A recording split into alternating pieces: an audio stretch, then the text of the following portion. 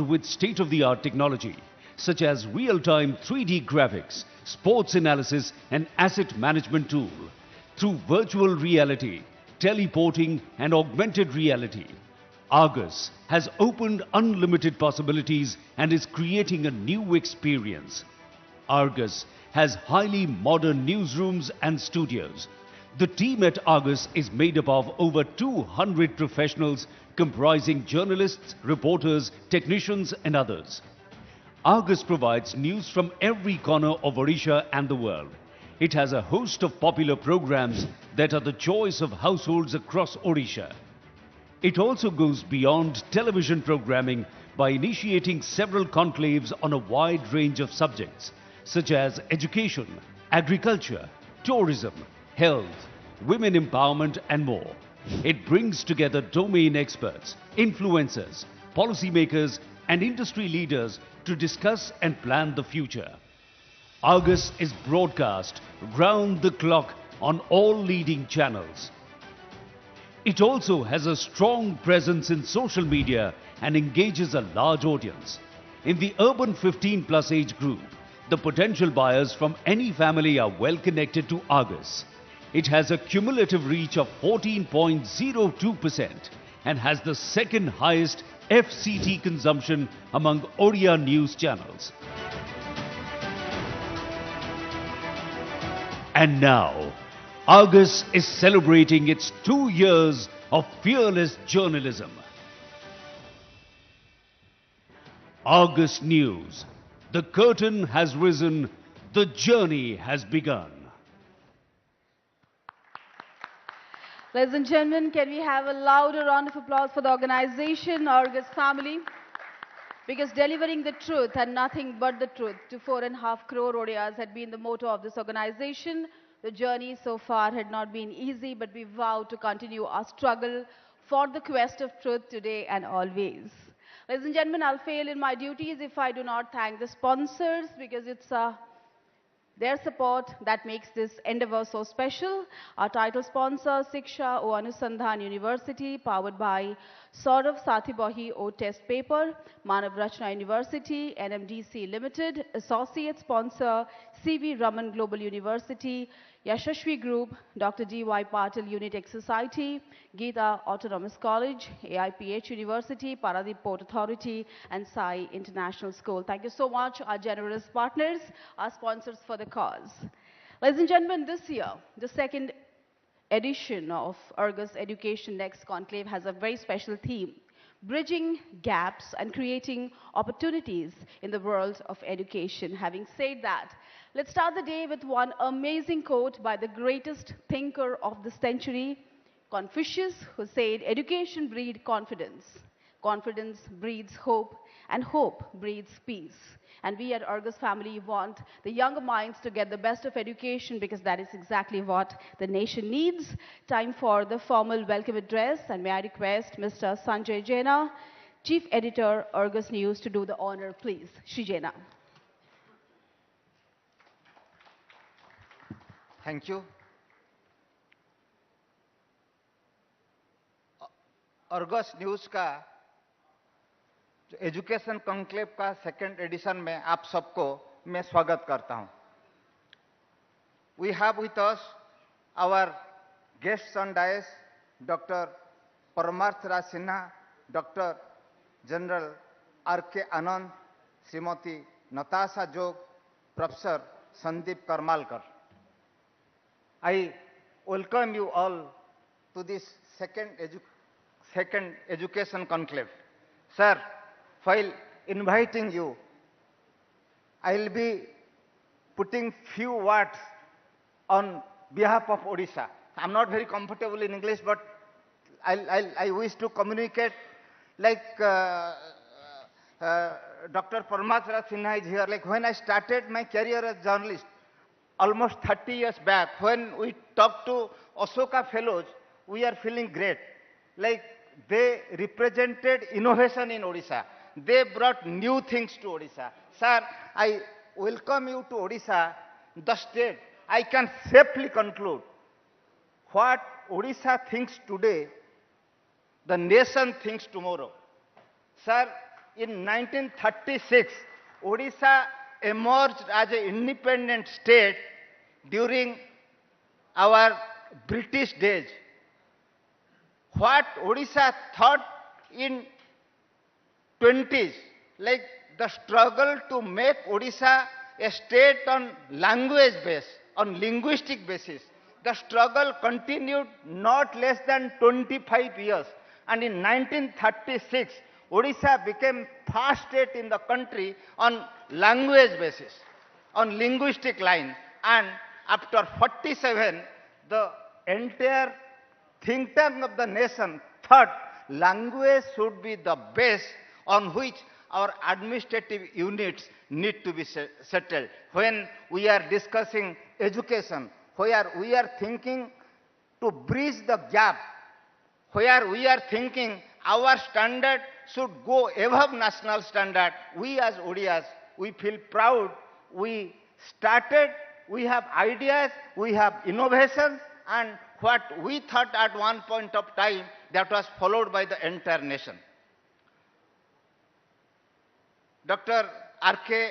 आनंद sir हमारा साथ है.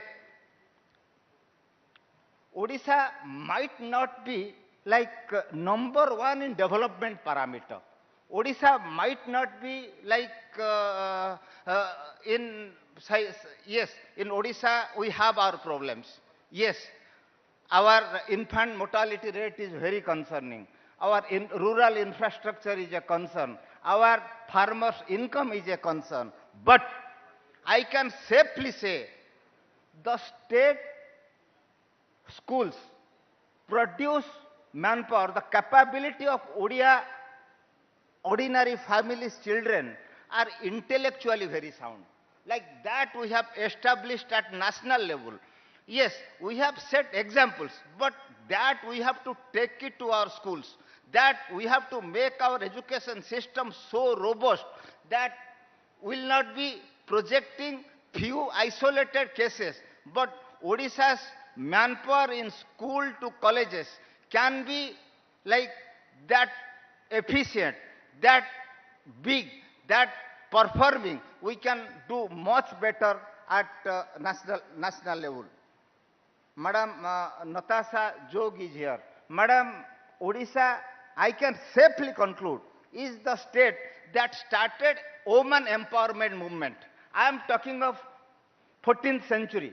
There was a poet whose name is Balram Das. He composed a poem called Lakshmi Puran. And today, all the households in Odisha, all the households, not even single household is left.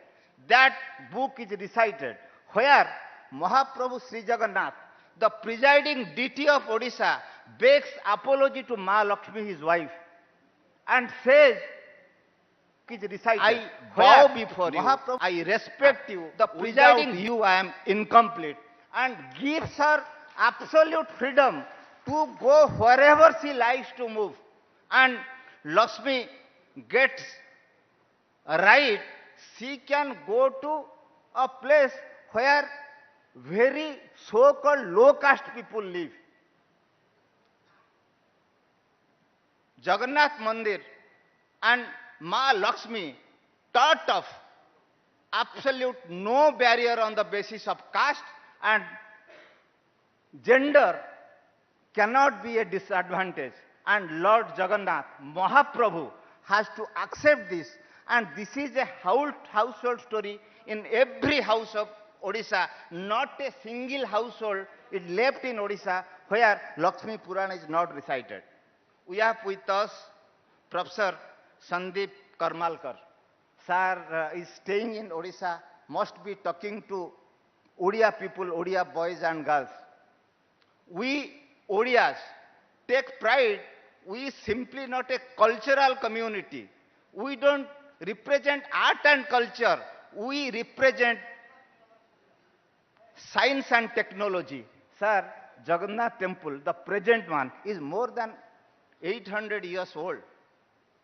Odias then must have mastered chemical engineering. Despite salinity, the temple is strong. When the archaeology experts come, they say the structure is very strong. That means our structural engineers, our chemical engineers exhibited their competency. Yes, when the debate is going on, certificate versus competency, certificate is not very important. Competency that matters. When we are here to discuss education, to bridge the gap, when we are discussing on the backdrop of national new education policy, when we wish the young generation who are there in our schools, those who are there in our educational institutions, they must develop competency. Yes, certificate is part of it, but our competency should match, not at national level. We should be a global power. Odisha can be a global power. With this expectation, I welcome all our guests on the dais. There are many senior people. Two former vice chancellors are sitting, former IAS officers are sitting, many academics and students from big institutions are here. I welcome you all, and I hope with our guests this session will be very effective and will go with a message. The role as a media, as Argus, to give confidence to Odia youth, to take pride in our culture, to understand we have a very strong history and strong background, and there is no reason why should we accept why we are in the bottom of development ladder of the country. We must go forward and let education be the launching pad. Thank you all. I welcome you all to this conclave. Thank you all.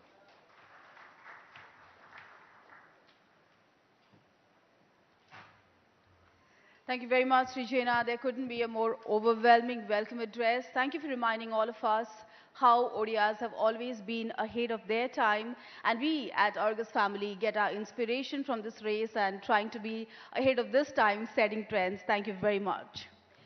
It's very important to set the context and tell all of you why this conclave is so special for Argus Family and what the objective is. And to do the honor, I'll request CEO Argus News, Shri Prakash Sahu, to please address the gathering.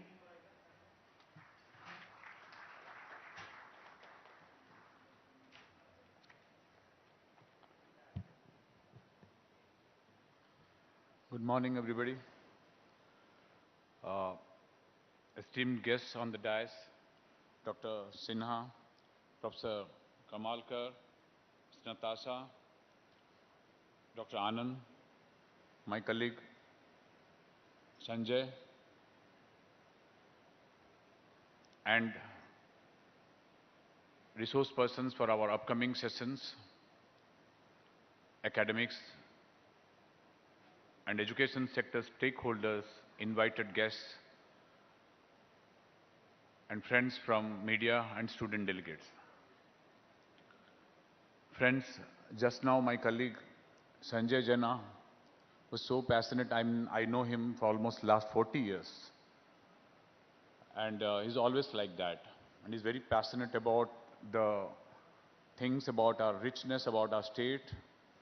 As a student also I've seen him. So he always argued and the logic that we should take pride in our things which people don't know. I mean, we ODIs normally a bit shy. I mean, lack confidence in ourselves and our strength and all. But that is the strength he has. We are just a 2-year-old organization, media house.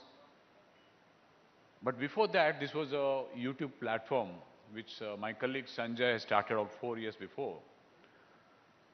And later on, after getting good response, good vibe from the followers and viewers, we thought that we should scale it up. And then it's just 2 years before we started make it a full-fledged satellite channel. We are youngest channel in the state, but as rightly said, we are the fastest growing channel in the state. We're known for our responsible and fearless journalism. For that, many of my colleagues in the last 2-3 years has faced a lot of problems in the ground. but they're not scared. We are there with them. And thank you very much for all our viewers for the support to getting us good response, making us the fastest moving channel in the state. And we'll continue to do that. Thank you again for my viewers. As mentioned, we started this mission to always be there with the people issues, with the people and raising their issues.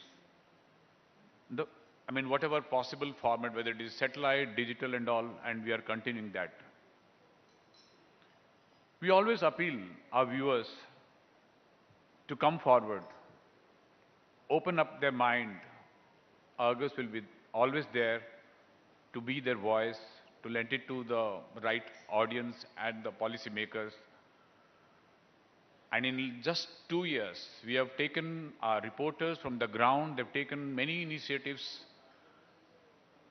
It's a very long list. You can see the, very proud feeling that the impact Argus is terrible. People have gone after 1 month, 2 months, things have changed in those districts. People have welcomed us like anything. So that gives us confidence. Besides covering regular news, being a news platform, to bring the pride feeling, to add value to people's life, to get in touch with the common man's issues. We've always done some special programs like We Are Here Today. So whether it be it agriculture, be it health, be it education, be it women empowerment, last just 2 years we have done around 7 conclaves and programs, special programs. Got good response. Only because of through these programs we're able to communicate what we are doing, sirs and ma'ams. We're getting you people to here to this place and take your views and experiences and disseminate audience. Otherwise, we just become a local media house. We want to empower the people of Odisha, meet their aspirations.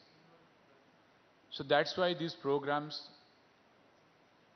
and after having us last year on education, here we are in season 2, next edition.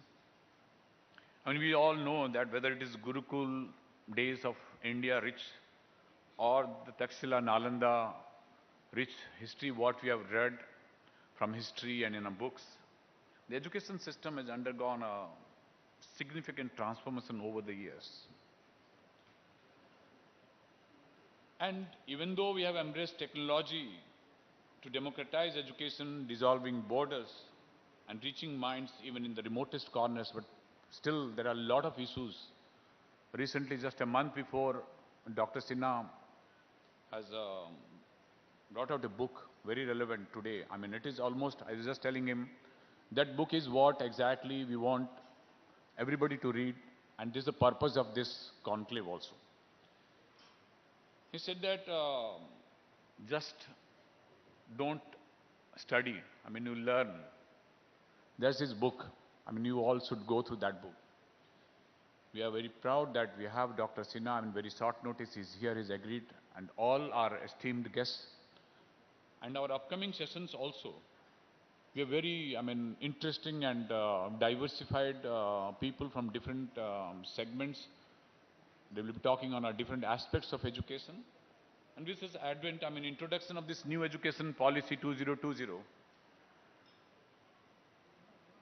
There are many things coming up, but there are a lot of confusion, chaos, right? Dr. Sinha in his book has said that not just we as a common man, even students, parents, even education institutes,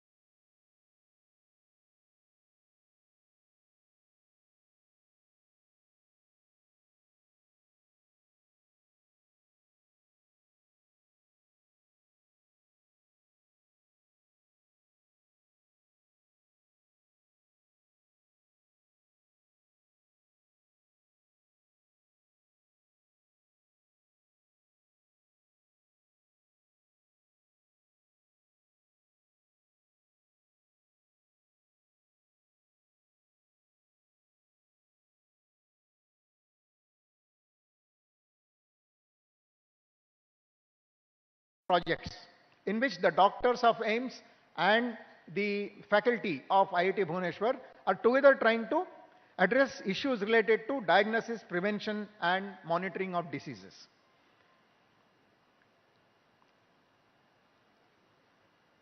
Let me come to continuous teacher training and professional development. Now, this is something that is again another unique feature of the NEP 2020. In earlier policies, maybe 25 years ago, but it was not stressed to the extent it has been done in this policy. For example, this year, as a part of the policy, a unique program called Integrated Teacher Education Program, ITEP, has been launched. On 9th of August, an entrance test, All India entrance test happened to select teachers for this particular program. IIT Bhubaneswar happens to be one of the 2 IITs among the 42 institutions or universities which are going to launch this program in their place. And what are the unique features of this program? So it aims at producing outstanding school teachers grounded in Indian values. All of you would have probably come across this statement, which is very significant and very true. No nation can rise above the level of its teachers. And in the introduction, he mentioned that unless the teachers are inspiring, the students don't feel like going and attending the classes. They would rather like to, browse an internet, which is readily available. So it is very important to produce high quality school teachers, because that is where the major foundation are laid. So this particular ITEP program tries to produce outstanding school teachers. In fact, this is the first time an IIT is going to have an education related degree. So this is, for example, IIT Bhubaneswar is going to offer BSc B.Ed.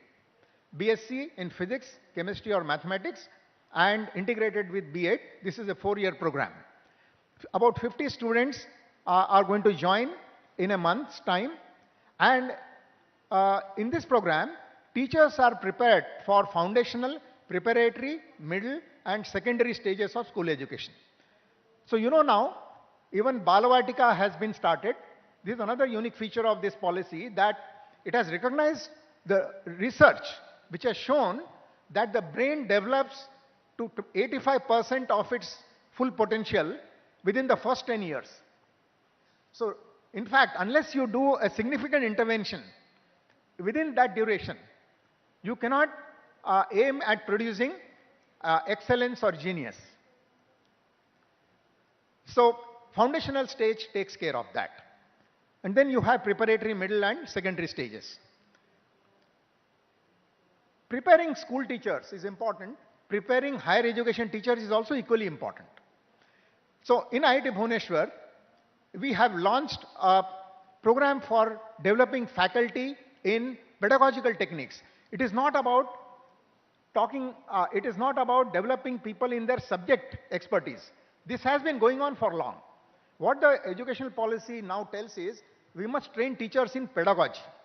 And a lot of research has taken place in pedagogy, which has given clear guidelines how any teacher can teach a subject better. I will mention a few more things shortly.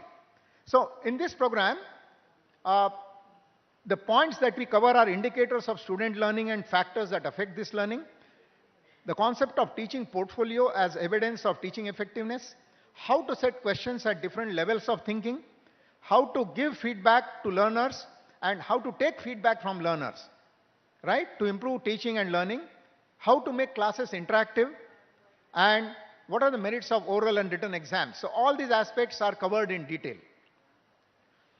Similarly, we can prepare for teaching even before students become faculty. During the research program, we would like to train our research scholars in assisting teachers well. So this is called Teaching Assistant Orientation Program, abbreviated as TAO. Now, let me give you an idea of what is meaning of good teaching. A teacher portfolio. What are the aspects to which a teacher should pay attention. Now, here is an example of a teacher portfolio, which starts off by giving the details of the course, what is the textbook and what is the content, and class composition. For example, you can see here what is the boys and girls percentage, and if it is a composite class which involves different disciplines, then that should be mentioned, because the impact a teacher makes depends not only on the teacher but also on the composition of the class. It is more difficult to teach a composite class than to teach a homogeneous class. Similarly, you must provide what is the format of assessment. Now, there are a wide range of assessments that teachers can adopt. Modern pedagogy says, for example, you can have a closed book exam, you can have an open book exam, you can have in between an exam with a cheat sheet where you allow the student to come with a sheet with formulae and so on. So there are a range of assessment procedures which the teachers are exposed to.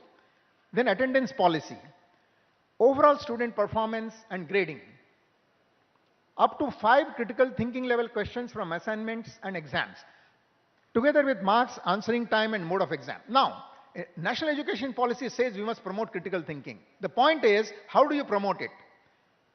This is where teachers must learn to set questions at critical thinking level. This is very important. So in the portfolio, we are asking teachers to specify what are the critical thinking level questions you have set and how did your students perform.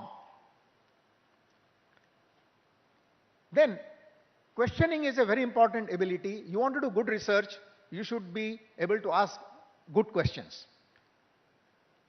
Now, it is unfortunate that our marking and grading does not take into account the quality of questions student asks. It only depends on how well they are able to answer questions which we have set. However, we must give due credit to people who ask good questions. So here, the teacher has been asked to report at least up to 5 significant questions asked by students. From the type of questions students ask, you can figure out how much impact a teacher has made. Then activities and fraction of class time spent on activities. Research has shown lecture is not the best method of teaching. Lecture is not the best method. Activity-based learning is deeper. So teachers have to learn what are the different types of activities they can give to the students. So an ideal class, here are some models given here. Ideal class involves 10 to 15 minutes of speaking, followed by activity, again 10 to 15 minutes of speaking, followed by another activity, and so on. It has been shown that such a class has better learning. Then you have student feedback, where students report how well did the teacher teach. There are other things, such as identifying and dealing with students needing special attention. Peer and expert feedback on teaching. Performance of students in a follow-on course. I like to talk about this. One measure of good teaching is how the student performs in later courses and real life. That is a better indicator than how the student has performed in your own course, because performance in your own course depends on what kind of question papers you set. But real life doesn't, you can't control the kind of problems real life will present. So performance in real life is a better indicator of teaching effectiveness. Similarly, performance in follow-on courses. In fact, a very interesting study published by head of the Department of Mathematics from Stanford University showed that teachers who got somewhat lower rating from students were actually better when they were evaluated based on the performance of students in later courses. Therefore, whatever the student says in the feedback should not be taken as the sole measure of teaching effectiveness. Now, I'll try to close within a couple of minutes, mentioning some other points. How do you promote critical thinking, communication skills, and scientific temper? Now, research scholars are the ones who need these skills maximum. So, we are going to have a course which will give the students an experience of the following skills, namely reading skill, critical thinking skill, experimentation skill, communication and management skills. Reading is a very important skill that decides scholarship.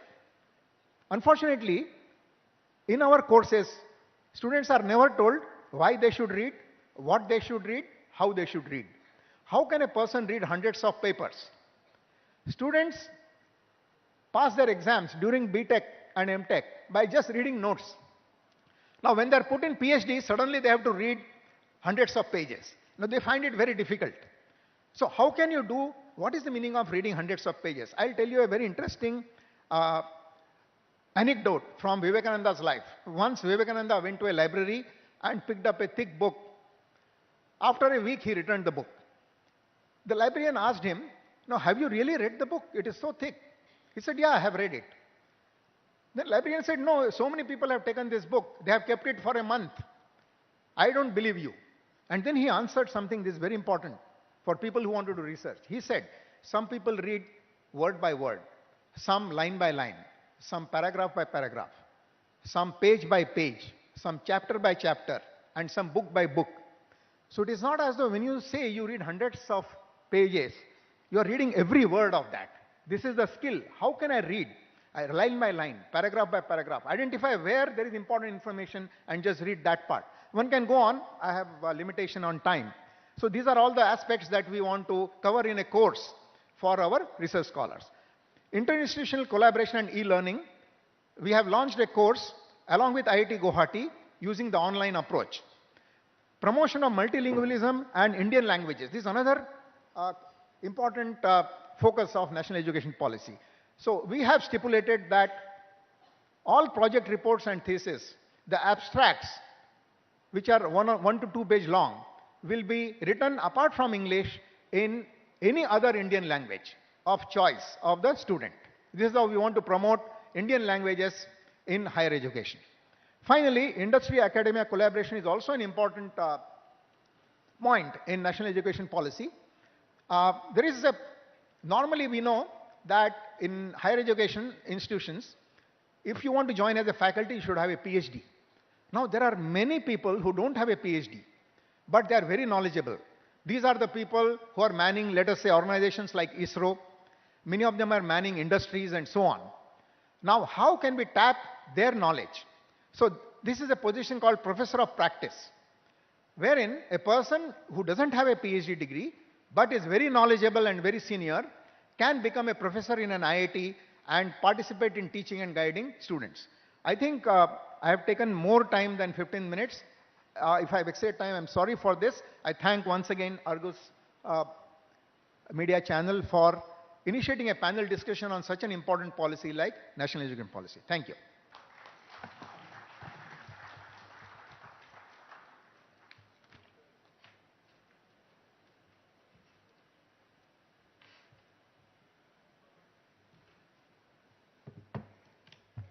Thank you so much, Professor Karmalkar. IIT Bhubaneswar is blessed to have a jewel like you, and so are all of us at this conclave. Can we have a louder round of applause for Professor Karmalkar for those enlightening words? Thank you so much. Ladies and gentlemen, the greatest technological wizard ever, Steve Jobs, once said, technology should aim at transforming lives. Having said that, AI, or artificial intelligence, is definitely the future. From enhancing your reasoning, your problem-solving capacities, your efficiency, AI is doing a lot for all of us. So can it be a game changer for our educational system? Can it redefine our educational system is a question we all have, and we have an expert who have all the answers. Ladies and gentlemen, Natasha Jog has experience spanning over a decade and a half in risk analysis, program and project management, and public speaking. In her present role at Facebook, she has successfully managed several high-risk projects, elections, emerging markets, crisis events, and regulation and policy among them.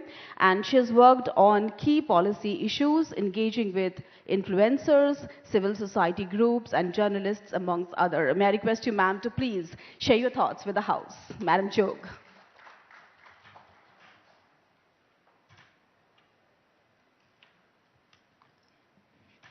Thank you so much, distinguished guests and everyone in the audience. Just a quick clarification, I may be many things, but I'm no expert, so please don't take me as one of them. But I do want to start by saying thank you, Mr. Saho, and I echo what Professor said. That really was a very passionate talk by you, Mr. Jaina. Thank you for that. India's embrace of digital technologies has been extraordinary, really, to say the least. And this has opened new pathways, as we know, to opportunities, to knowledge, to information. And it is said, and not lightly at all, that this is really India's decade, or as the Prime Minister likes to say, India's decade. We're already the fifth largest economy, and as you may have seen in this year of India's G20 presidency, there's been a lot of focus on digital transformation and the progress that we have made so far.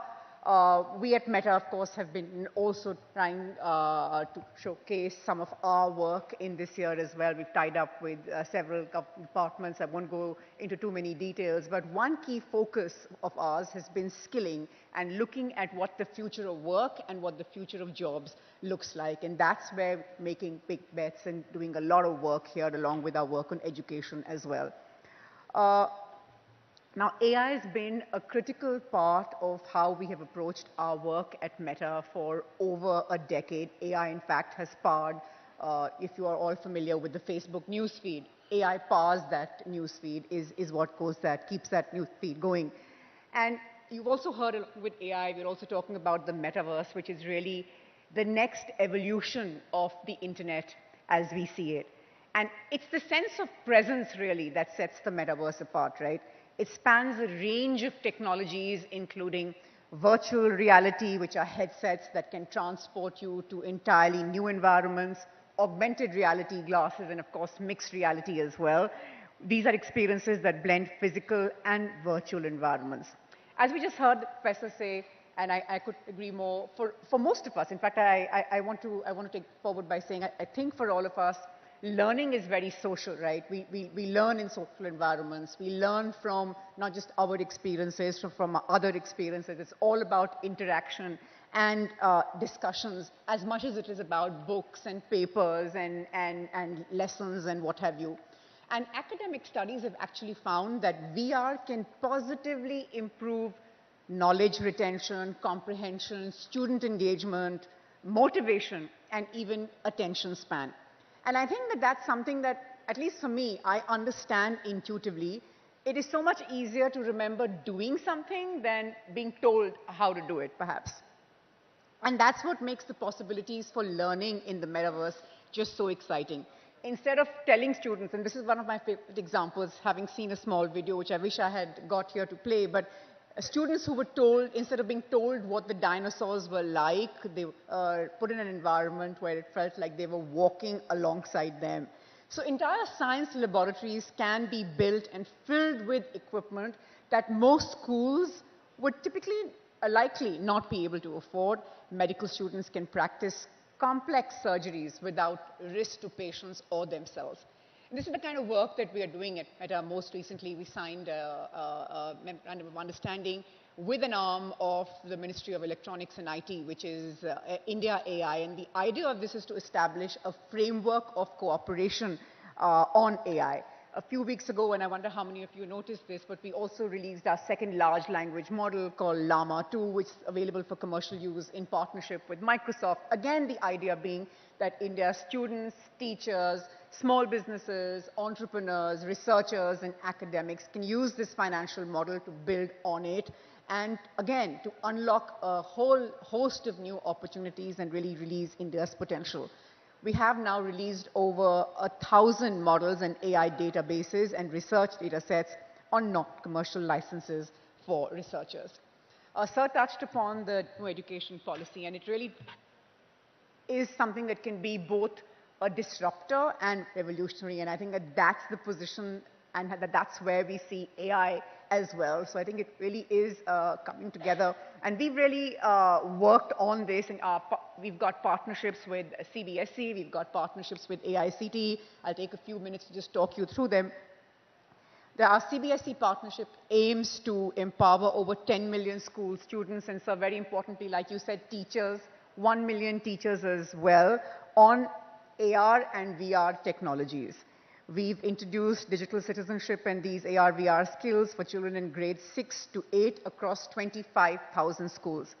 To create a pipeline of future-ready developers on immersive technologies, we have this program called Creators of the Metaverse, which is a micro-internship and workplace experience program for students in colleges.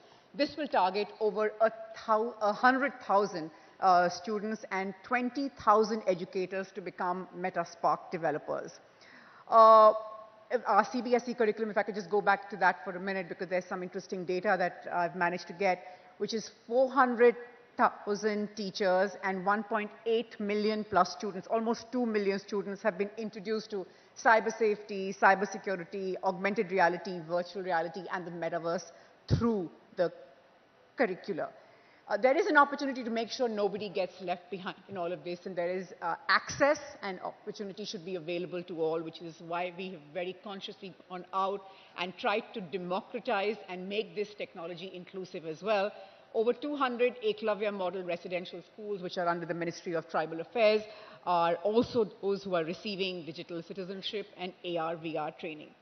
I think at this point I'd like to wrap by saying that India's velocity of change really has been on the back of adoption of new technologies, and it's inspirational. We are already the third largest startup ecosystem in the world, and one that can use technologies like AI to further strengthen their digital governance and applications as well. When we release our large language models, we've seen a huge appetite in the country.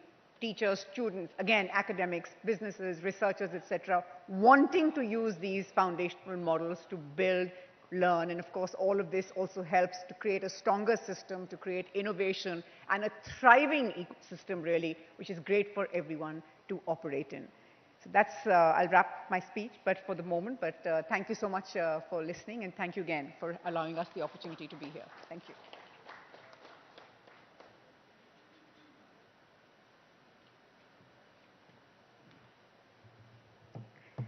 Thank you so much, Madam Natasha Jog, for those thoughtful insights that you shared with the House. Ladies and gentlemen, as Mr. Jaina and Mr. Sahu mentioned in their speeches, ours is a culture that has always focused on holistic education through Gurukul system, where the acharyas will not only focus on feeding the minds of the students, but also on the body and soul. And today, the educational experts are trying to redefine that Gurukul culture with holistic education. The question is, how can NEP, that is National Education Policy 2020, play an important role in it? And if that is a major question, we have an expert who will be giving you answers. Lieutenant General Dr. R.K. Anand is an eminent luminary and distinguished authority with a wealth of experience spanning over 4 decades in infrastructure development, human resource management, communication systems, data networks, and cybersecurity. Currently serving as the Director General of Manav Rachana International Institute of Research and Studies, he holds a PhD, multiple MPhil degrees, and an MBA. Dr. Anand has made remarkable strides in the realms of operational research and logistics management. May I request you, sir, to please share your thoughts with the House.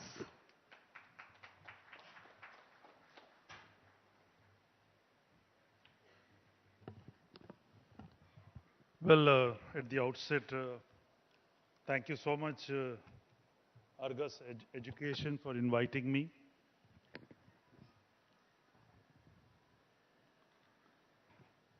Dr. Parmarth Rajsena, the honorable guest on the dais, the dignitaries on the dais, the invitees for the event today, students and those who are listening to Argus live in and around Odisha and the country. Very hearty welcome to each one of you for this discussion and the event today. Well, my job has become a little simpler by the 2 previous speakers speaking about NEP 2020, and the ma'am spoke about evolution of technology. Well, I would like to first touch upon some facts and figures for this house, and then briefly take you down for next 2 to 3 decades how the technology is going to evolve, and try and see, or I will in a quick time try and bring together that this evolution of technology which is going to take place in next 2 to 3 decades, what is the opportunity and the challenge for India, and how we are plugging this opportunity and challenge by NEP 2020.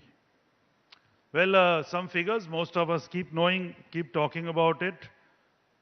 I just want to touch upon some very important aspects of these figures. First and foremost is, there is a figure known as median age of a country. India is talked about as median age as 29 years. China as 39 years. We have Japan around 49 years or 50 years, and Europe little higher than this.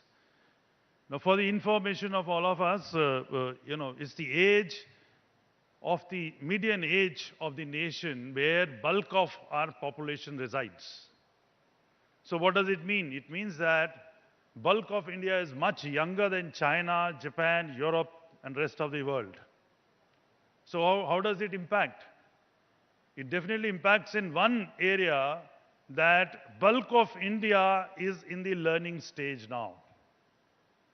So that means our younger population is the one which is giving us the opportunity to connect or fill up this gap which we are going to talk of. One more important thing which I want to touch upon is, the figure or the term which is generally used is Generation Z, which is commonly being referred as Gen Z these days. If you look at the ratio of Gen Z around the globe, India has the highest ratio of Gen Z today in the world. That means the generation which is actually driving the technology or the evolution across the globe, we have the highest percentage of that with us. Now, these are some of the figures which talk of opportunity which India has. Well, another thing which is very commonly talked of is that in the age bracket of 18 to 35, we have roughly about 600 million people residing in our country. Another very important figure which is going to impact the way we are going to utilize this human resource in times to come. Well, ma'am spoke about some technology, the evolution which is taking place. I would like to take you down and imagine 2 to 3 decades from now, what is going to be the scenario as far as technology is concerned? How the technology will drive this world.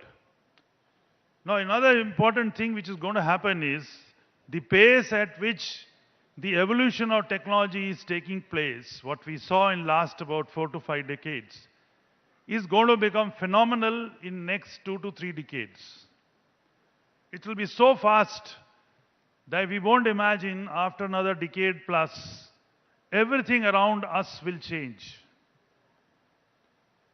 And the first and foremost thing is, what is going to change is the connectivity. We carry a cell phone around. This is going to get totally transformed. We are going to wear connectivity. We are not going to carry connectivity. It will be a non-evasive connectivity which all of us will carry along. That means you would have some electrons floating around your body which will connect you with the rest of the world. Now, how does it impact the life? Well, it impacts the lives in every and each aspect. She spoke about Meta. If you look at the education sector in times to come, every child will have about 4 to 5 to 7 avatars, and these avatars will float around in the knowledge domain and pick up knowledge.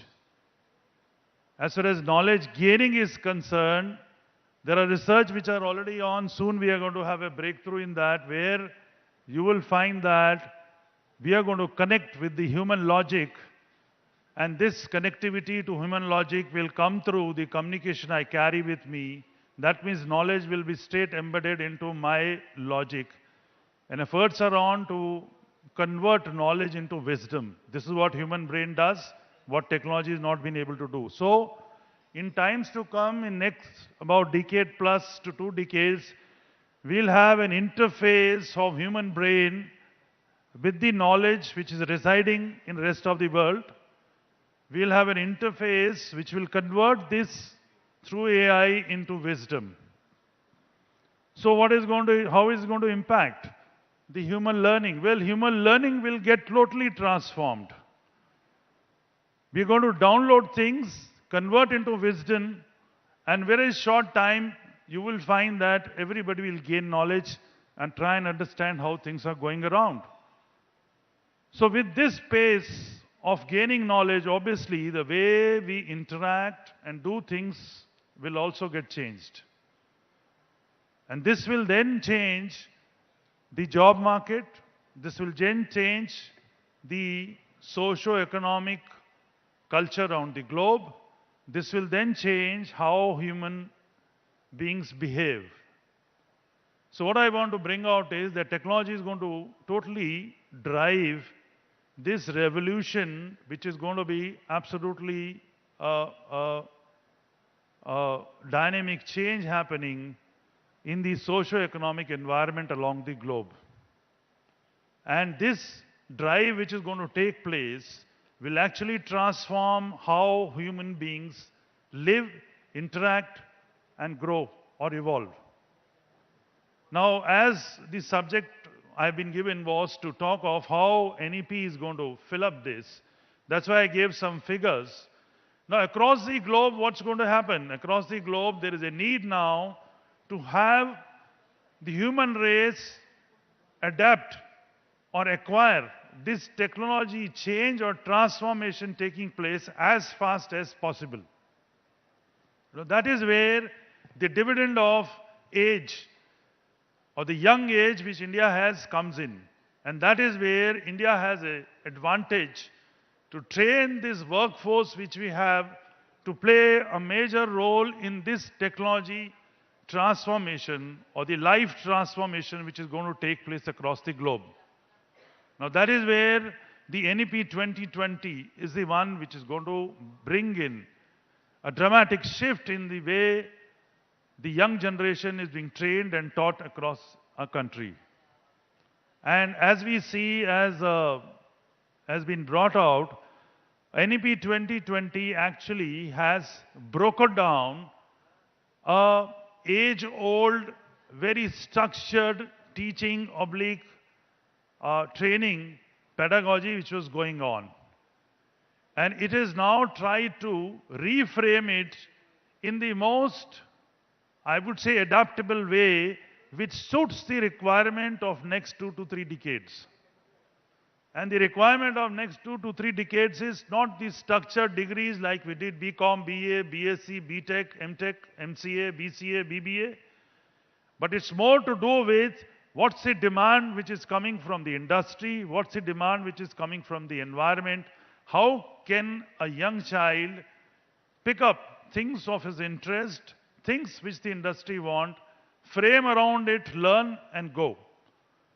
It also enables the younger generation to adapt certain skill sets which are very, very important, which some of us in our generation picked up at much later in our age. So it enables a young man to actually pick up them at much younger age. It also enables individuals to pick up vocational skill sets, which some of our ancestors picked up while they were living around in villages. They had to interact with the environment. So they picked up these vocational skills, which went missing suddenly because we transformed to urban life, and suddenly these skill sets were gone. It also enables an individual to actually not disengage from his mother language or mother tongue, pick up another mother tongue or another language and try and learn. It actually says that as you grow with your mother, you have a mother tongue. That's the best way to train or teach a child. So it enables, the policy enables that let the child be taught in the language he understands the best. That's his mother language or that's his mother tongue. And from there on, bring him to a stage where he finds that he's gained enough to disengage with mother tongue and then adapt to a few more languages so that he's become globally available. So NEP 2020 in brief is actually now providing us a structure to pick up a child who's native of India, enable him in his own mother language, bring him to a global stage, and thereafter train him into the technology which is evolutionary, which takes him to what the global village wants. So if you ask me to sum up, I would say that NEP 2020 definitely impact in very many ways in connecting the rural India with the global world. The gap was that rural India was getting left behind the technology evolution and the education which was taking place. So it enables the education to have inroads into rural India, bring that into the mainframe, take larger percentage of Indian population onto global arena. I will just finish by saying that there are certain more figures which we keep talking of, and there is a figure known as gross enrollment ratio, GER. Most of you must be reading it. This figure runs very low in India as far as schools is concerned, runs further low as far as higher education is concerned. You find just about, in some states it's about 60 to 70%, in some states it's less than 50% of the children actually finish schooling. And just about 30% of these who finish schooling actually go into higher education and finish it. The NEP 2020 attempts to bring this school education to almost 100% of GER and cross 50% as far as higher education is concerned. Now that can only happen when we have inroads into rural India, enable education in the language which is spoken best in the rural areas. That's how I brought out that point of mother tongue. Now there are a lot of schools which used to say earlier that learn international language, you will grow global. But there are various models available across the globe where you find that bulk of the education in those countries is going on in mother tongue. Only at much later stage, they try and become global. Next door neighbor, China is a big example. France is another example. So you have these successful models which are available. So I finished by saying that, well, NEP enables us to transform bulk of India onto this education ecospace. Thank you so much for this opportunity. Thank you so much.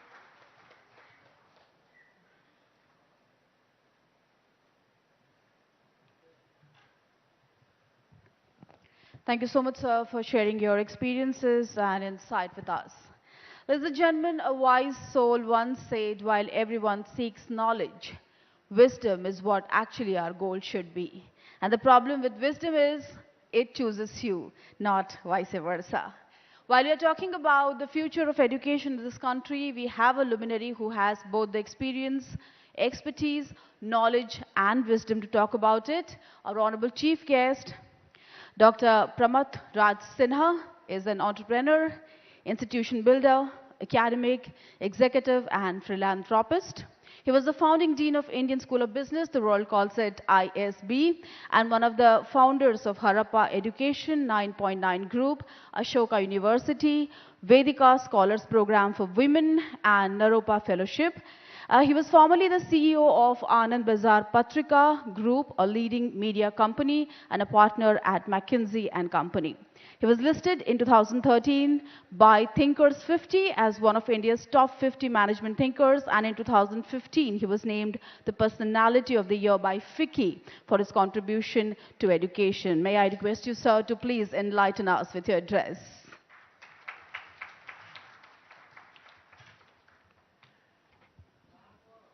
Good afternoon. Sanjay Jaina ji and Prakash Sahu ji, thank you very much for inviting me here. It's a great privilege to be here. I've not spent much time in Odisha, but I've spent time with a lot of wonderful people from Odisha. Uh, and I think, Sanjay ji, you are absolutely right that the rich heritage that you enjoy is something to be really proud of. When you go last in a session like this, then you run the risk of repeating what other people have said. So I had come prepared with a little set of notes, but all those points have actually been covered. Uh, so I'll try and build on what Professor Karmalkar, Dr. Anand, and Natasha ji talked about. I want to make three very specific points. The first one is about education and learning, and Prakash Sahuji kindly referred to a book that I have written recently about that, and which might be relevant to some of the young people in the room and some of the parents in the room. I'll also talk second about some of the issues that Dr. Anand raised, because one of the things that we should be worried about is access. And all of this wonderful education that we are talking about, is it truly reaching the very last student? After 75 years, we are still struggling to get to the very last student. So what will it take to get there? And the last thing I'll talk about is the role of technology and digital and online learning in all of this. Because I think as a country, we have no choice but to embrace it. So talking about education and learning, I think the NEP is very timely, and everything that has been referred to by Dr. Anand and Professor Karmalkar about how the NEP addresses the needs of the future, I heartily endorse. But there are two reasons why these are very important. Number one, I'll start with give you a personal example. When I was about 17, 18 years old, I did not know what I should study. I was a bit clueless. And even today, 17, 18-year-olds are confused. They don't know. In fact, they have many more options today than I had. Fortunately, I got into IIT. I studied at IIT Kanpur. For IIT Kanpur, my rank in JEE was not very high, so I had only very few options. I could study metallurgical engineering or I could study aeronautical engineering, and I knew very little about these two subjects, but I wanted to go to Kanpur because my friends were there. And at least in my time, Kanpur was very famous. It was also close to Bihar, where I am from, so वहाँ हिंदी में बात कर सकते थे लोगों से. So when I talked to my father about what I should do, he says, I don't know anything about metallurgy or aeronautical. But he had set a goal for me. His goal was that I should get a job that would pay me 10,000 rupees a month. He was not expecting that the starting job would be 10,000 rupees a month. His counsel to me was कि बेटा कभी भी during your career 10,000 रुपए महीना कमाना पड़ेगा, नहीं तो you will not be able to live your life comfortably. So that was my goal when I went for counseling. And during the counseling, I was given this option. So I said, but I want to study aeronautical because उसमें plane when उड़ाने को मिलेगा. So the professor said, हाँ, you can take aeronautical. Then I said, लेकिन उसमें नौकरी मिलेगी तो 10,000 रुपए की सैलरी मिलेगी कि नहीं? So he said कि हाँ मिल सकती है, but there are very few options for aeronautical in India. एक HAL है, you can join them. But ये metallurgy करोगे, then you will get lot more options because you can work at SAIL, you can work at TISCO, you can work at Telco. These were all companies that I knew of. I was in Jamshedpur, Tata was a big name. So I chose metallurgy and studied metallurgical engineering for 4 years. I passed out in 1986. I was telling Professor Karmalkar, he's also from IIT Madras, 3 years my senior. But I must tell you that for 37 years that I graduated, I have not done any metallurgical engineering. I spent 4 years studying metallurgy. मैंने एक course किया था उस समय, which was a new area called computer programming. In that course, I got an A. So I was very proud of myself that I got an A in computer programming. And because I had got an A in computer programming, Tata Burrows Limited actually gave me a job that paid me many more times than the 10,000 rupees that my father had set the target for. Actually got me a passport and visa to go to the United States and work. I would have been working at TCS now if I had taken that job. But the point is that for one course in 4 years, out of more than 50 courses that I would have done, I was given a job just for that one course, not for 4 years of metallurgy. This was happening 37 years ago. This is true much more today, that what you study doesn't lead you to what you do. And the bigger problem is that places like Meta, where Natasha ji works, they are creating jobs for which the course doesn't exist. You can't predict what will be the job of the future. तो अगर आप बता ही नहीं सकते कि future में क्या job होगा, तो उसके लिए पढ़ाएंगे कैसे? There is no way to teach for the future. So what do? Do you not teach? I'm coming to that.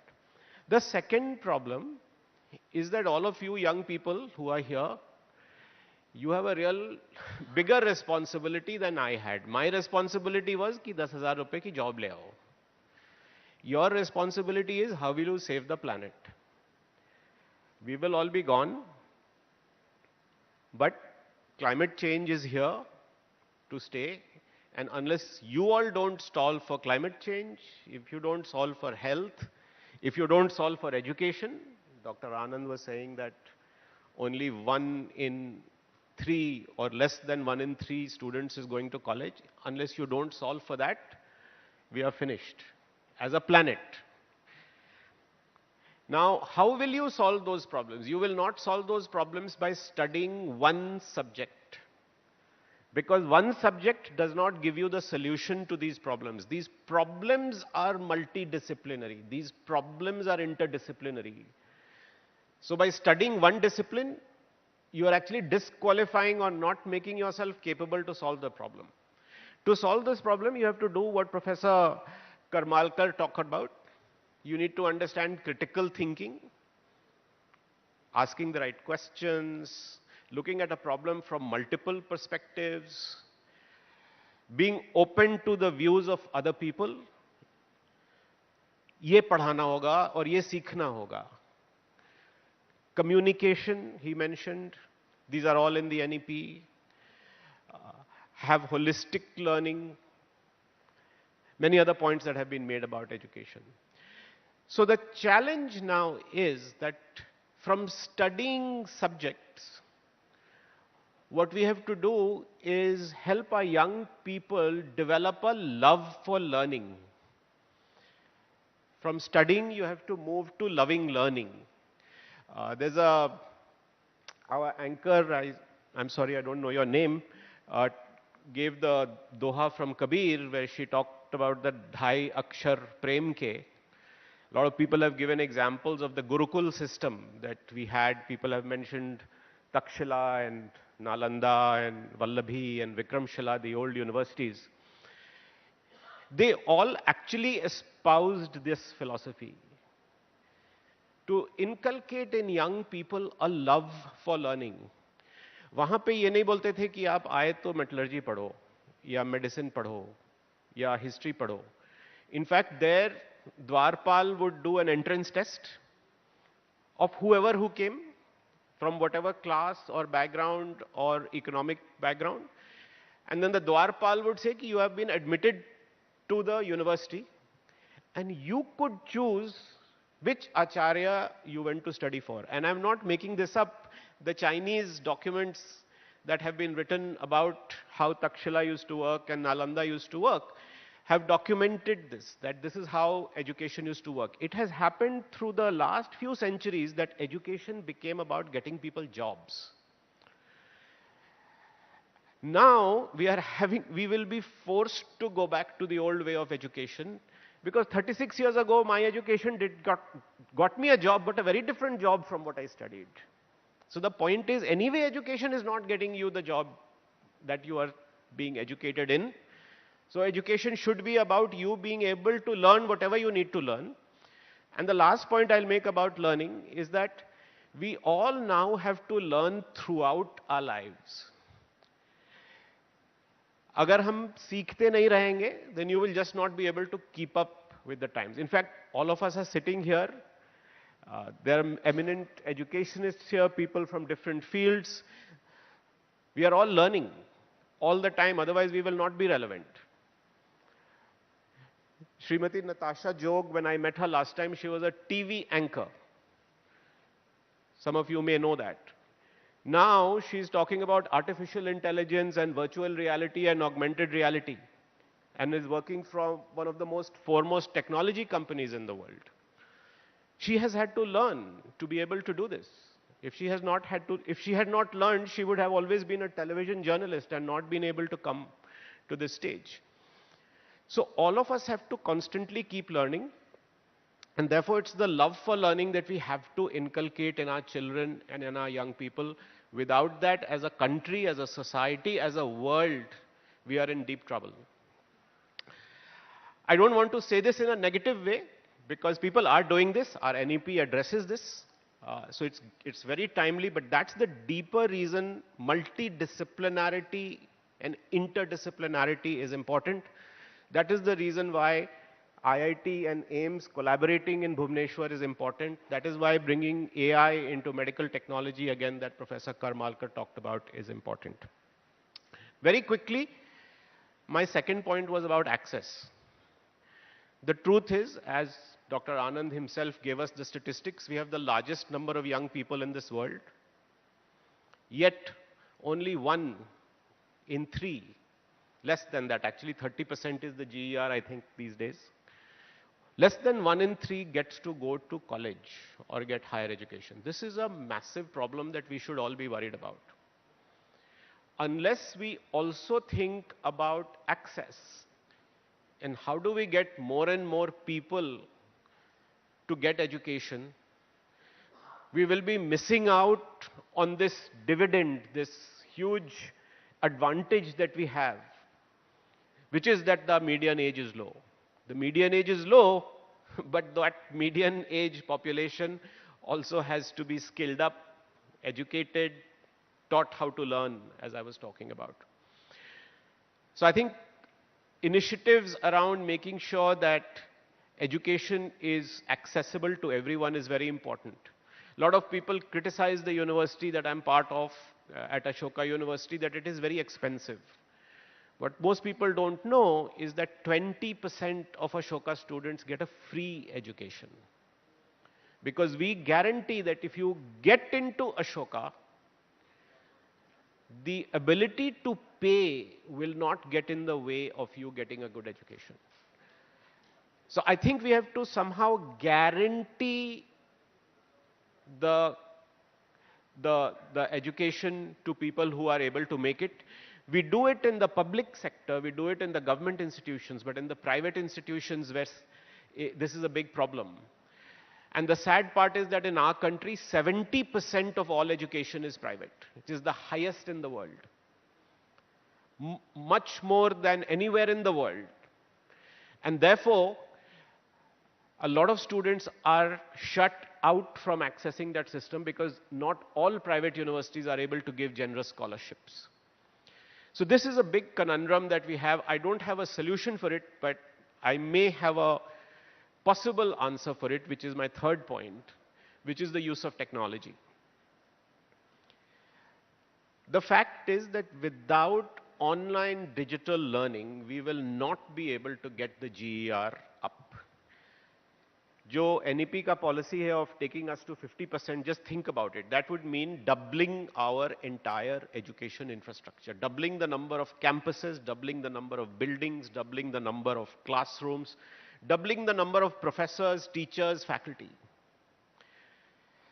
And the time frame in which it needs to get done, it just will not be possible.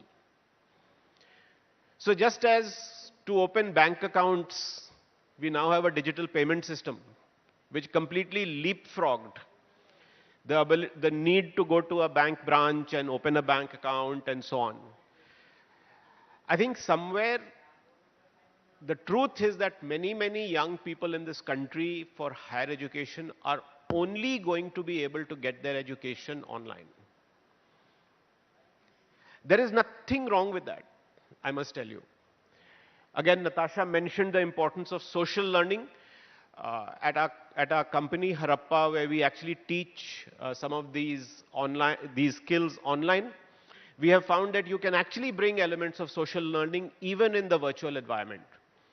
And even if it is not as good as physical learning, the truth is alternative kya hai? People are not even getting the physical learning. So at least they are getting something, and they are getting something which is reasonably high quality. So there's an initiative now by the Ministry of Education to build a digital university. This is a new version of IGNOU. IGNOU was trying to do that in the offline, in-person world. If you wait and watch, India's digital university will become the very largest digital university in the world very quickly. Because it will provide quality education, and it will provide quality education to everyone. And this is where the point I was making about affordability will come in, because that education will also be inexpensive and high quality at the same time. Swayam has tried to do that. Some of you have seen that even now you can even get an IIT degree online. BITS Pilani has been providing degrees online for a long time. And those online degrees are actually not that expensive, and they are very high quality. And lots of students in India are now just going to that rather than going to a brick and mortar physical campus. So online and technology and digital learning are going to play a very important role. It will bring in the element of love for learning, because now you can study what you want. You can study it whenever you want. So some of the classes that we are offering online at Ashoka, we have a 16-year-old in the class and a 72-year-old in the class. Same class with somebody who's 16 years old and in school with somebody who's 72 years old. So you can study whenever you want. You can study what you want. And you can study it in an affordable manner. And that is where some of all of this is going to come together. I think India as a country has the opportunity to innovate in education more than anywhere else in the world, because our need is much greater. West के लोग तो already median age के पार चले गए, उनका तो time खत्म हो गया, but हमारे जो young people हैं, they have to learn quickly and learn in this new way, and therefore a lot of education entrepreneurship that is happening in this country will create the innovation, and I'm a firm believer in that. Again, I hope some of these ideas are helpful to some of the people in the audience, particularly the young people who have the biggest responsibility of taking these ideas forward. Again, thank you very much for inviting me here today, and I wish you the very best for the rest of this conference. Thank you.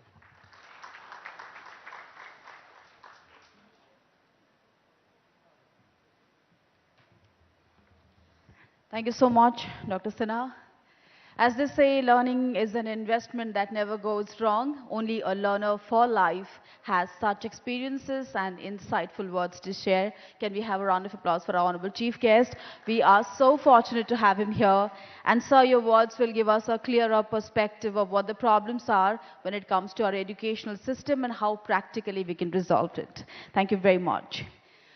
We have small tokens of gratitude for the guests on stage. May I request Mr. Shanti Bhushan Mishra, our associate editor, to please join us on stage and present those tokens of gratitude and love to the dignitaries whose presence made the inaugural session so insightful and special at this conclave. Mr. Shanti Bhushan Mishra, please.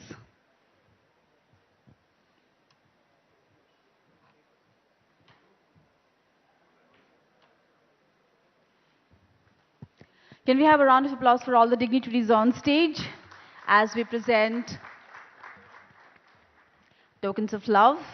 And there is a special book by Dr. Sinha, Learn, Don't Study, as a gift for all the dignitaries. I think nobody will miss this opportunity to get a special gift like this and a token of gratitude from August family.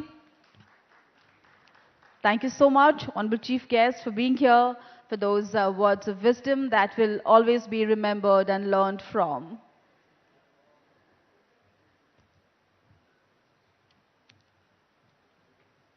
Thank you very much, Lieutenant General Dr. R.K. Anand.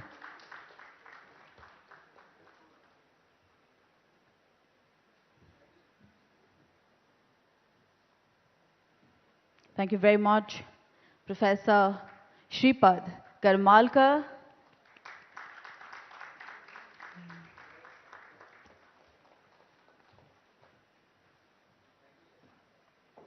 And thank you, Madam Natasha Jog. What an enlightening panel we had at the inaugural session, and I will request everyone to give an overwhelming round of applause for the knowledge and wisdom we gathered, and we thank each one of our guests for being here and making this initiative of August family so special. Thank you so much. With this, we wind up the inaugural session. Thank you very much.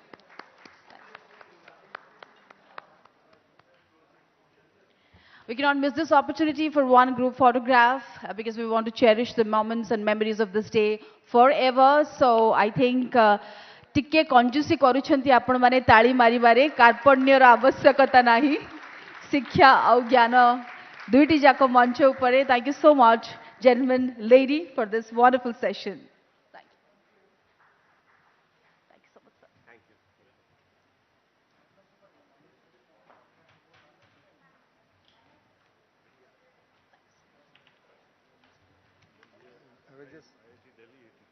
Oh, that is very nice. No.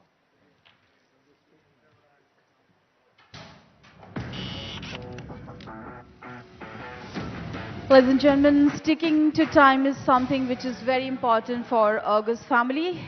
That indeed was a super special inaugural session that sets the tone for the success of the conclave, which is the second edition of August Education Next Conclave. Give us 2 minutes to set the stage and we will be ready for the next session right away.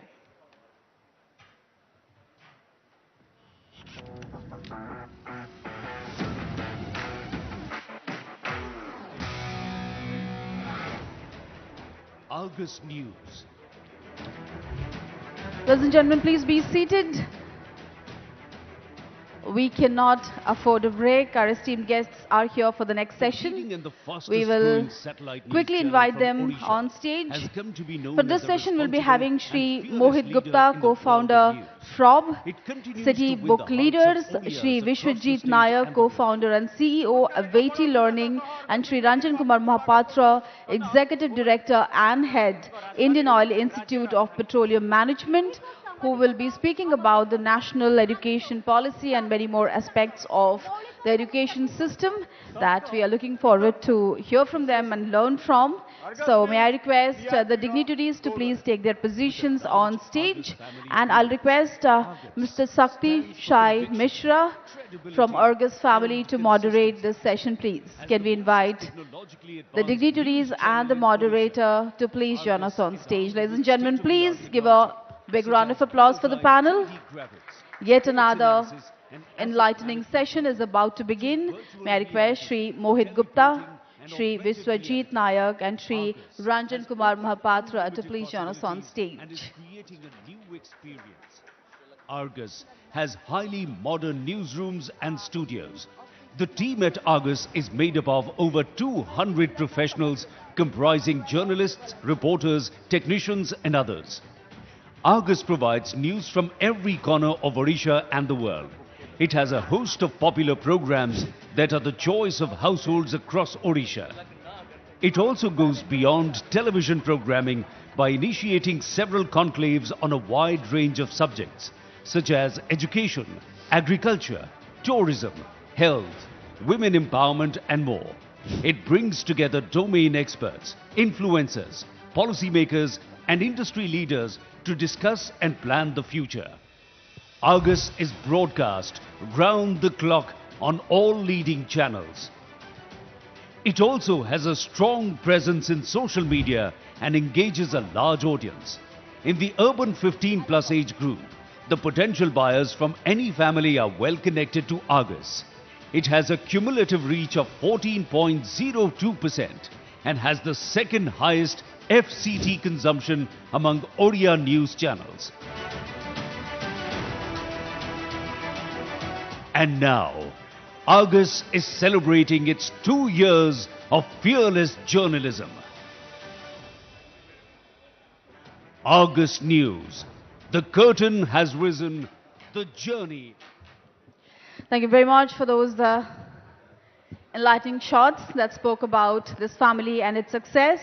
And I will not miss this opportunity to thank our sponsors again. Our title sponsor, Shiksha O Anusandhan University, powered by Saurav Sathibahi O Test Paper, Manav Rachna University, NMDC Limited, our associate sponsor, CV Raman Global University, Yashashvi Group, Dr. D.Y. Patil Unitech Society, Geeta Autonomous College, AIPH University, Paradip Port Authority and Sai International School. Thank you very much, sponsors.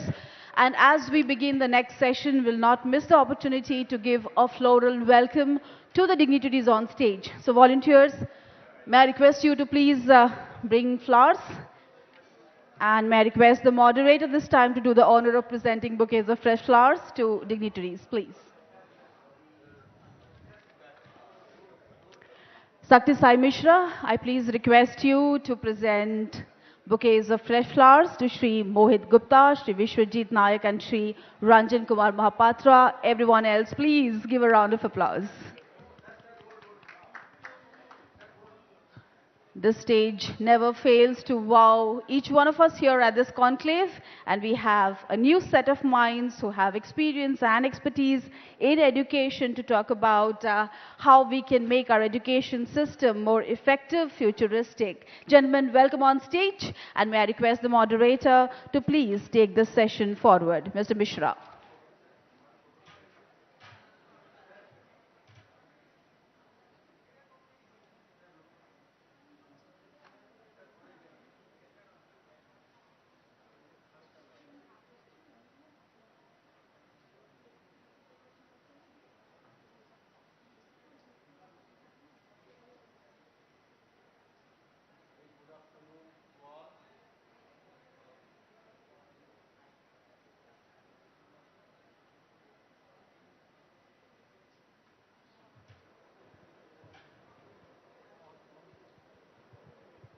Hello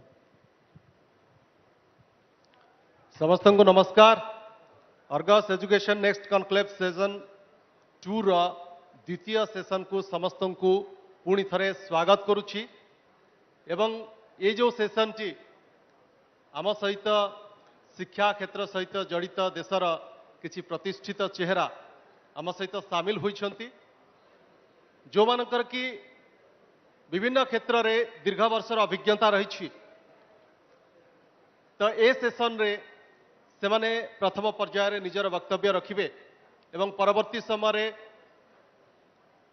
जो माने कार्यक्रम आम सहित जोड़ी होइछंती जो अतिथि माने सेमानक सहित से माने निजर मन रे आसुथबा प्रश्न को आमर पैनलिस्ट मानक पचारि पारिबे तो क्वेश्चन आंसर सेशन राउंड रही द्वितीय पर्यायर तो आमे आरंभ करवा सेशन 2 एवं जो माने आम सहित अछंती जदियो तांकर परिचय दिया सरी मु पुणी थरे विस्तृत भाव में से परिचित करबा पई चाहिबी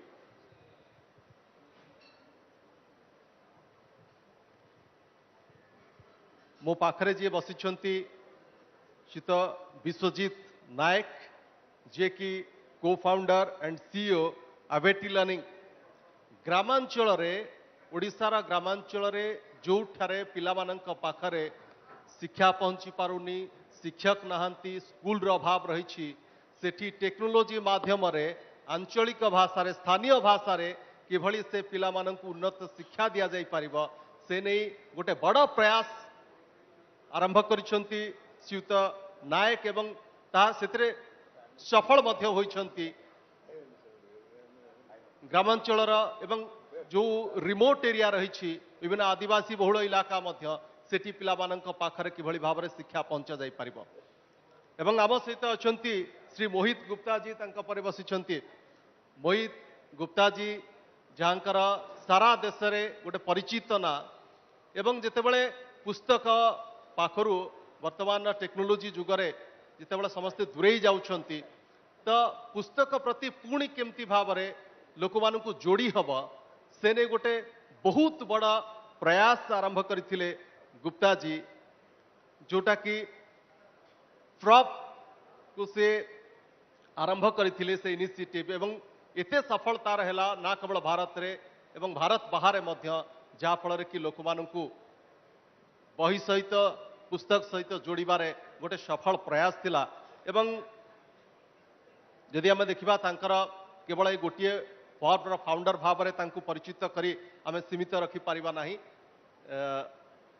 तांकर अनेक गुड़े पैसन रही जदियो जड़े केमिकल इंजीनियरिंग ग्रेजुएट भाव में से तांकर शिक्षा हासिल करथिले किंतु परवर्ती समय से बैंकिंग क्षेत्र में फाइनेंशियल सर्विस क्षेत्र में मध्य कार्य करथिले किंतु शिक्षा क्षेत्र में गोटे बहुत बड़ा भूमिका निर्वाह करुछंती गुप्ता जी एवं तांकर अनेक पैसन रही जमती किभଳି भाବରେ पुस्तक प्रति लोक मानकर आग्रह बढ़िब तार गोटे बड़ा आंदोलन गोटे बड़ा अभियान से आरंभ करिसंती एवं आमर तृतीय पैनलिस्ट जे रहिसंती श्री रंजन कुमार महापात्र जड़े ओडिया किंतु सारा देश रे जड़े परिचित चेहरा खास करी यदि देखिबा ना केवल भारत रे सारा विश्व रे सप्लाई चेन मैनेजमेंट एवं लॉजिस्टिक क्षेत्र रे गोटे बहुत प्रतिष्ठित ना शीत महापात्र रही एवं इंडियन ऑयल कॉर्पोरेशन रे दीर्घ वर्ष धरी विभिन्न स्थान रे सफलता सहित अनेक गुरु दायित्व निर्वाह करिसंती former director HR Indian Oil Corporation एवं वर्तमान एग्जीक्यूटिव डायरेक्टर तथा मुख्य भाव में Indian Oil Institute of Petroleum Management रे से कार्यरत अछंती एवं तांकर सफलतार कहानी बहुत लंबा तो ये जो तीन अतिथि आज आम सहित रही से माने निज निजर अभिज्ञता प्रथम चरण में आम सहित रखिए तो मु प्रथमे आरंभ करने चाहिए श्रीयुत महापात्र ठारू एवं जो विषय रही श्रीयुत महापात्र आमको मार्गदर्शन करेंगे नेशनल एजुकेशन पॉलिसी 2020 एवं फ्यूचर ऑफ वर्क कारण जो भली भाव में Indian Institute of Petroleum Management रो मुख्य भाव में से कार्य करुछंती जो एनईपी माध्यम आम फ्यूचर ऑफ वर्क बा भविष्यतर कार्य किभଳି भाव में हवा को जाउछि जोटा कि गोटे बहुत बड़ा परिकल्पना भारत सरकार थिला 2020 मसीहा पर एनईपी आसवा परठारु ताकू नहीं कि कार्य आरंभ होइछि एवं निकट रे किछि दिन तले जेतेबेले भुवनेश्वर रे G20 एजुकेशनल वर्किंग ग्रुप रो एठी बैठक होइतिला एवं सेटा गोटे प्रमुख विषय थिला फ्यूचर ऑफ वर्क एवं मु अनुरोध करी श्रीयुत महापात्र को संक्षेप रे प्रथमे ए विषय उपरे से निजर वक्तव्य रखिबे।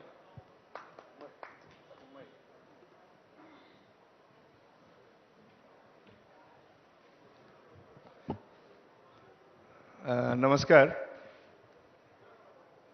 I will try to speak in English because I have a panelist who was very much worried he was not able to understand. So I think all of us sitting here will understand English. Although ମୁଁ ଏଇ ଓଡ଼ିଆ ମାଟିର ପୁଅ so ଓଡ଼ିଆରେ କହିଥିଲେ ଆହୁରି ମୋତେ ଭଲ ଲାଗିଥାନ୍ତା but I think I should maintain the decorum of having it in English. So first of all, very good afternoon to all of you. I think I am seeing a lot of young faces, and thank you, Satyara Mishra-ji, I think for putting me first to talk about NEP as well as the future of work. I was thinking that how do I put it? I think NEP, we have heard a lot about NEP, But how do we really put it across to each one of you? How it is important for each one of you, particularly I am looking at the youngsters who have a future if they are listening to me. So how is it important to them? By being there in Indian Oil as a director HR, I have seen how the scope of future of work or future of workplace and as well as future of workforce has changed over the time. And particularly when we were during the COVID time, we have seen everything, all the equations have changed. So with your permission, I will take some more time. I'll try to focus on 3 points, 3 issues. One is envisioning this future of work. And let us see also the best practices in the world. How other people in the world are responding to this. And then, of course, how NEP and along with NEP, how it is going to help in case of our future of work and future of workplace and workforce. See, as far as NEP is concerned, I think probably this is one of the best documents ever which has been prepared.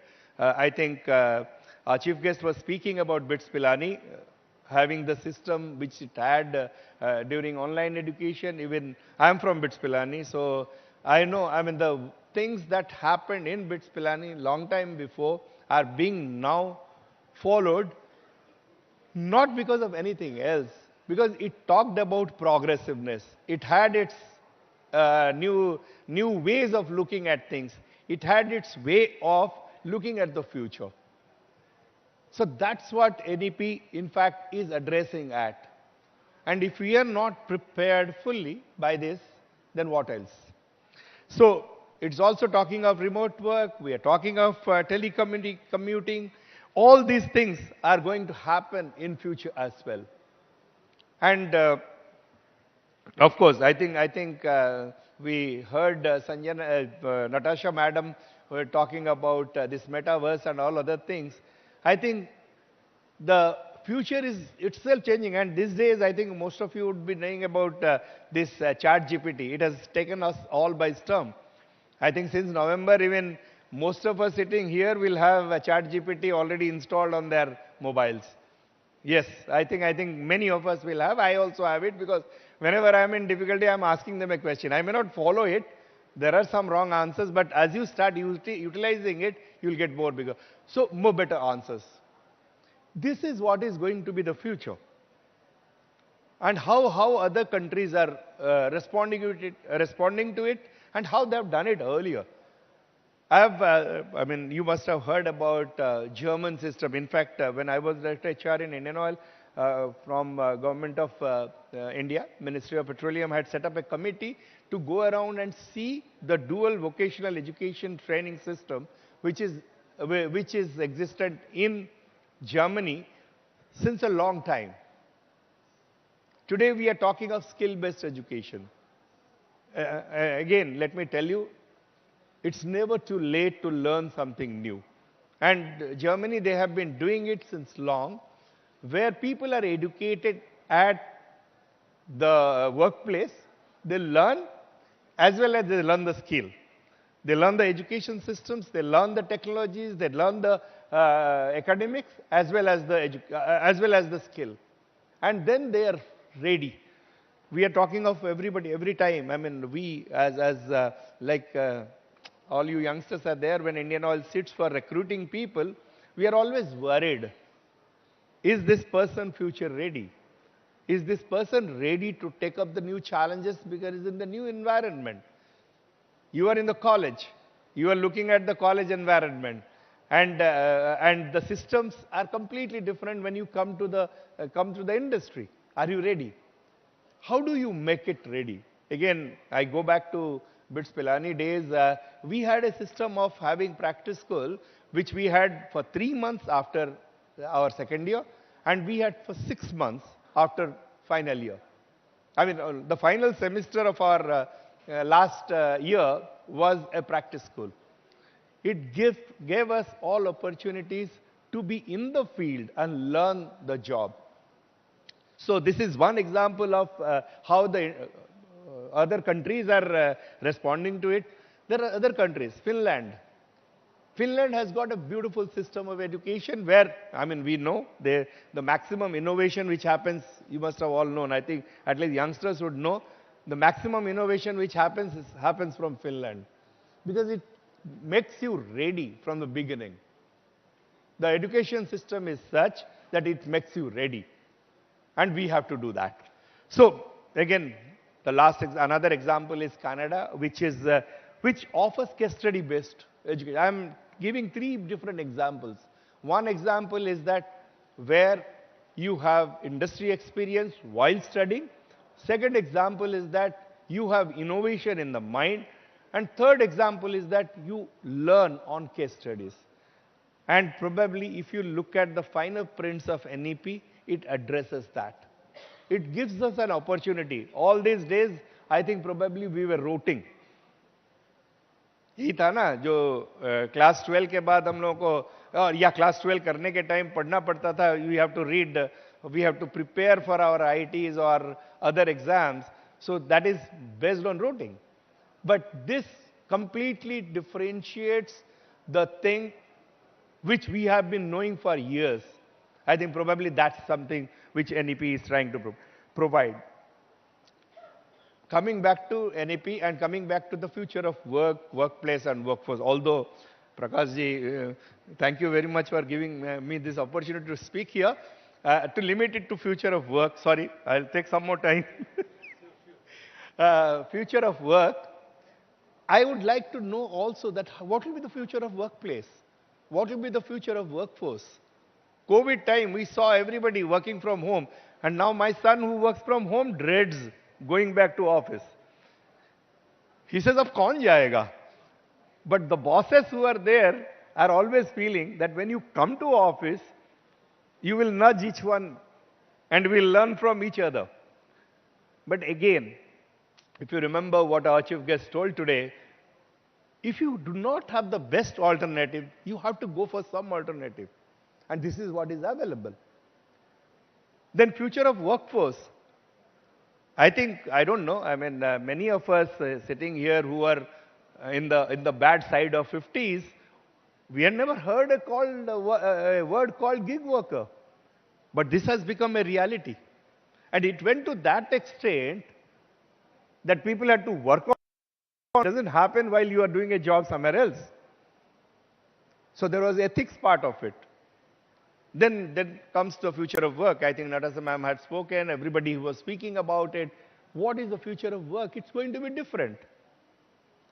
I don't, every time I try to come for a meeting, I ask somebody to give me pointers. These days I am very careful. I told at least, I hope, I ask him the question, कि कहीं chat GPT से pointers नहीं लिया ना? Because everybody else will have the same pointers then. Chat GPT will come back with the same solution for everybody. I keep on asking that. And in fact, 15th August ko, so I have to give an address to my people. So I just put it in Chat GPT that I want to give an Independence Day address. So what it should be. And for India, it gave me a beautiful, I wrote also that it is a 10 minutes address. So it gave me. If this is going to be the future of work or this is going to be the future, is future of work changing? I remember one thing. I mean, people are talking. In fact, San Francisco, the city there is very much worried. They are very much disturbed. Whereas people in Japan are very much happy that this is happening. You have an avatar, you have something else to take care of you. They feel it is very good that they can spend their own time for something else instead of doing these mundane things. It is how you look at it. I remember, I mean, most of us, again, who are on the wrong side of 50s, would remember when computers started coming, everybody thought people will lose jobs. That's true. Manual jobs were converted to computer activities. But can you just think, I mean, all of you sitting here, if there has been a boom in the economy and India has come to the forefront, it is because of that. Because we created people who created those requirements which a computer has to do. Somebody has to do that work. So the future of work is undergoing all those changes. And ये आप ही को करना है, आप ही को सोचना है. Because the person who is sitting at the other side, I am from the industry side, so I would know. I am not looking at anything. I am only looking at whether you are ready or not. How you are ready. इसलिए three things which is very, very important. I will leave you with these words. Three things which are very, very important. Learn. Never leave learning at any point of time. I learn. See, if I mean, when this metaverse thing caught up, I am very poor at it. Obviously, ma'am will know very much. So what did I do? I told my sons, भाई तुम metaverse पढ़ के मुझे थोड़ा समझाना. Take my class. And this is what I think probably we all have to do. And all of you sitting here, you may be youngsters, you may be very good at computers or very good at technology right now, but that will become obsolete in no time. There's something new will come up. So you have to learn. One more thing, for learning also, it is very important you have to unlearn. There are many things which you'll have to put back. जैसे engineering colleges में होता है ना, ये तो होता ही रहता है, ऐसा ही हुआ था. This is how it happens. No, that no more holds good. I mean, I always keep on saying martial goat spirit, that word, I love it actually. What brought us here will not take us there. It will never take us there. You have to have something new. For that, it is also important that you unlearn. And of course, focus for that will be relearning. I mean, I'm keeping same learning on these three things. You must have to do that. Unlearn, learn, and relearn. And it has to continue at every point of time. Please remember, all of you youngsters, you who are currently seeing their WhatsApp messages and very busy in smiling at some things. I'm seeing some faces. They're very busy at looking their WhatsApp message and enjoying that. So please remember one thing, that you have to keep this learning business all throughout your life.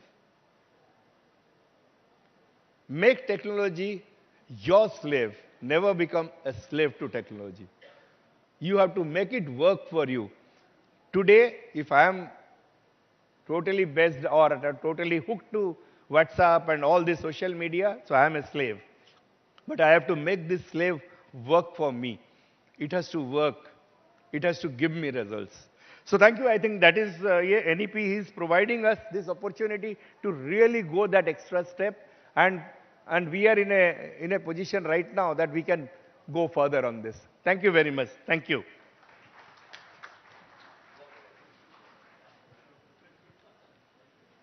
बहुत बहुत धन्यवाद श्रीयुत महापात्र एवं जो भली भाव श्रीयुत महापात्र तीनिटी मंत्र कहले एवं ये तीनिटी मंत्र आमको अभ्यास करने को पड़ो जीवन सारा लर्निंग यहाँ आमको मंत्र भाव में नवा पड़ो जेकोसी क्षेत्र में जे था ना कहीं सेटा आमर सफलता आड़ को आमको नहीं जीव मु वर्तमान अनुरोध करी आम सहित अच्छा गुप्ता जी अच्छा श्री मोहित गुप्ता जी एवं तांकर परिचय मु दे सारी जे जो प्रयास से आरंभ करिसेंती तांकर अभिज्ञता. So I would like to request Gupta ji to kindly share your experience and also the subject role of education in developing creative economy. Thank you very much, Shakti ji. Ranjan sir ने कहा कि मुझे उड़िया नहीं आती, तो उन्होंने इसलिए अंग्रेजी का माध्यम चुना. और लेकिन मैं ये कहना चाहता हूँ कि मैं बहुत सारे उड़ियाओं के साथ बहुत समय से रहा हूँ और उसमें से प्रकाश जी ने बहुत प्रकाश डाला है मेरी इस भाषा पे, तो मैं भाव को बहुत अच्छे से समझता हूँ. और भाव ही सबसे ज़रूरी चीज़ है मुझे लगता है किसी भी कार्य को करने में. तो उस पूरे भाव के साथ जब ये एजुकेशन कॉन्क्लेव सीज़न 2 हो रहा है, वो भी आर्गस द्वारा आयोजित, तो उस पूरे भाव को मेरा नमन और आप सबका बहुत बहुत आभार.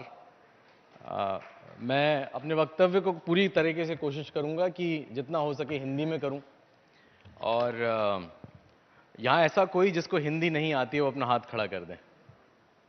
इसका मतलब सबको आती है. अगर हाथ नहीं खड़ा हो तो इसका मतलब आती है, वरना आप मेरी बात नहीं समझ पाते.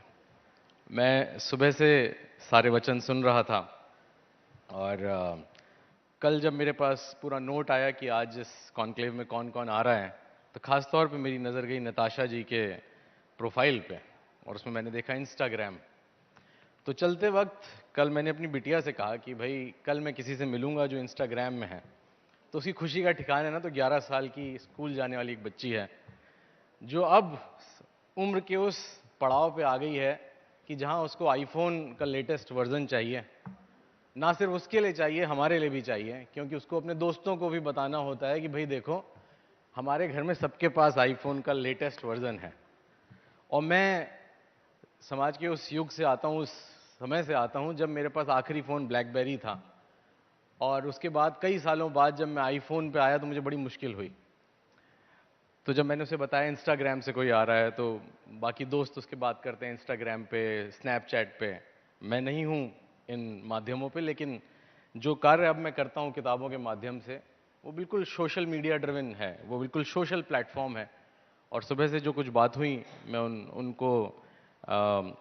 उनको सामने रखते हुए आपको कुछ कहानियाँ सुनाता हूँ और कुछ ऐसी बातें बताऊँगा जो शायद आपकी जिज्ञासा के लिए बड़ी महत्वपूर्ण हो। तो पहली कहानी मैं आपको सुनाना चाहता हूँ एक स्कॉटिश महिला जो कि एक आर्टिस्ट थी, चित्रकार थी, और भुवनेश्वर में आके अगर चित्रकारी की बात ना करो तो बात पूरी नहीं होगी। उनका नाम मिलेन शिमिल्ट है। अगर आप सब गूगल करें, मैं आपको मौका दे रहा हूँ अपने फ़ोन उठाने का और गूगल करने का। एलन शिमिल्ट एक स्कॉटिश क्रॉप जीन ऑर्गेनाइजेशन के पास गई जो कि क्रॉप के ऊपर यानी खेती के ऊपर काम करते थे और उन्होंने खेती के जीन्स होते हैं उनको एनालाइज किया। और एलन शिमिल्ट ने उसके बाद जो चित्र बनाए वो आज की तारीख में इस दुनिया में सबसे खूबसूरत चित्रों में से कहे जा रहे हैं, क्योंकि उन्होंने जीन्स का एक ऐसा पैटर्न दिया जो कि साइंटिस्ट को भी नहीं पता था। यानी उन साइंटिस्ट की भी लर्निंग हुई जो जीन्स के महारथी थे। क्यों? क्योंकि उन्होंने क्रिएटिविटी ऐड करी, उसमें आर्ट ऐड करी, किसी और को लेके आए जो बाहरी दुनिया से आया था। वरना सोचिए जो किसान साइंटिस्ट होते हैं, जो क्रॉप साइंटिस्ट होते हैं, उनके लिए एक आर्टिस्ट के साथ बात करना दो अलग अलग ज़मानों से आते हैं। ऐसा लगता है कि जैसे दो अलग पहलुओं की बात हो रही हो। तो पहली कहानी। दूसरी कहानी दिल्ली, जिस शहर से मैं आता हूं, और ये कहानी है डॉक्टर मधुमिता पुरी की जो एम्स में काम किया करती थी, क्लिनिकल साइकोलॉजिस्ट थी और एक ऐसे डिपार्टमेंट में थी आज से 40 साल पहले जहां पर डिसेबल्ड यानी वो नवजात शिशु जो डिसेबल्ड होते थे, कोई अपंग होते थे, किसी का एक पैर नहीं था, हाथ नहीं था, उनको छोड़ दिया जाता था। तो वहां से मार्मिकता के साथ उन्हें समझ में आया कि इन बच्चों का होगा क्या। तो उन्होंने एक संस्था चालू करी जहां पर इन बच्चों की देखरेख होने लगी। लेकिन जैसे जैसे बच्चे बड़े हुए इनको ये समझ में आया कि इनको जॉब भी देनी होगी, स्किल्स, फ्यूचर ऑफ वर्क, और उस सोसाइटी के उस सेगमेंट के लिए जिस पे शायद हम ध्यान नहीं देते। तो डॉक्टर मधुमिता पुरी ने दूसरी एक और प्रॉब्लम को उठाया, जो मैंने अभी एक टॉफ़ी खाई यहाँ पे, एल्पेनलीबे रखी थी शायद, या पार्ले की कोई टॉफ़ी थी। उन्होंने देखा कि हम बच्चों को सबसे पहले टॉफ़ी देते हैं लेकिन टॉफ़ी का रैपर फेंक देते हैं, और वो रैपर जाता कहाँ है? आपके मेरे पानी के उन स्रोतों में जहाँ जाके वो फंस जाता है। तो उन्होंने दो प्रॉब्लम्स को, क्लिनिकल साइकोलॉजिस्ट दोनों को साथ लेके आई और इन्होंने उन डिसेबल्ड लोगों को एक ऐसा माध्यम दिया जिससे ये टॉफ़ी के जो रैपर हैं उससे कपड़ा बनाया जा सके। और आज वो एक संस्था चलाती हैं जो कि है एनजीओ, लेकिन किसी से ग्रांट फंड नहीं लेते हैं, वो अपने आप खुद से सेल करते हैं। तो skilling at work and using creativity and wisdom to do something meaningful, that's the second story.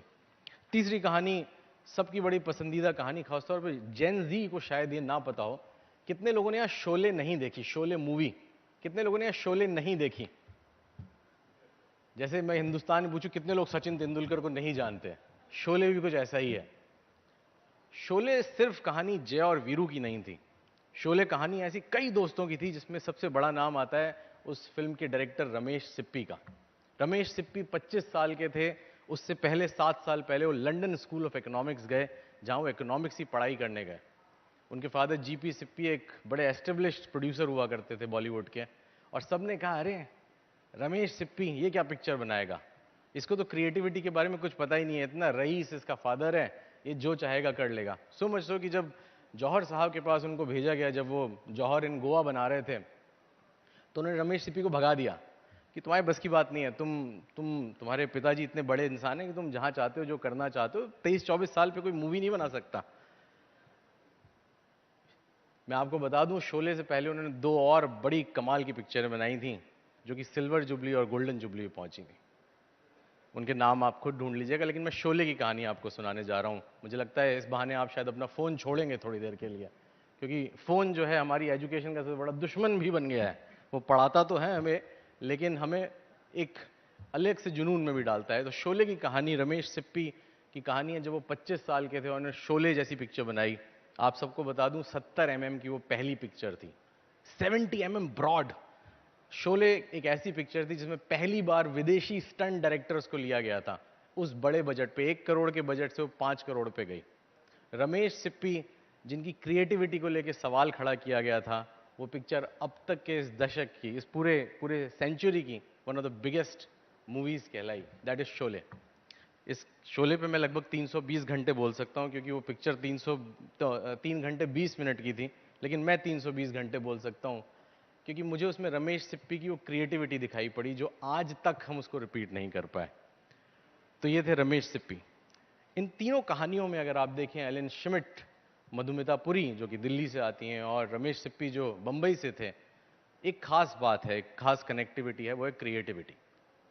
और दूसरी थी उनकी सीखने की क्षमता, to learn everything what they wanted to understand with a lot of curiosity.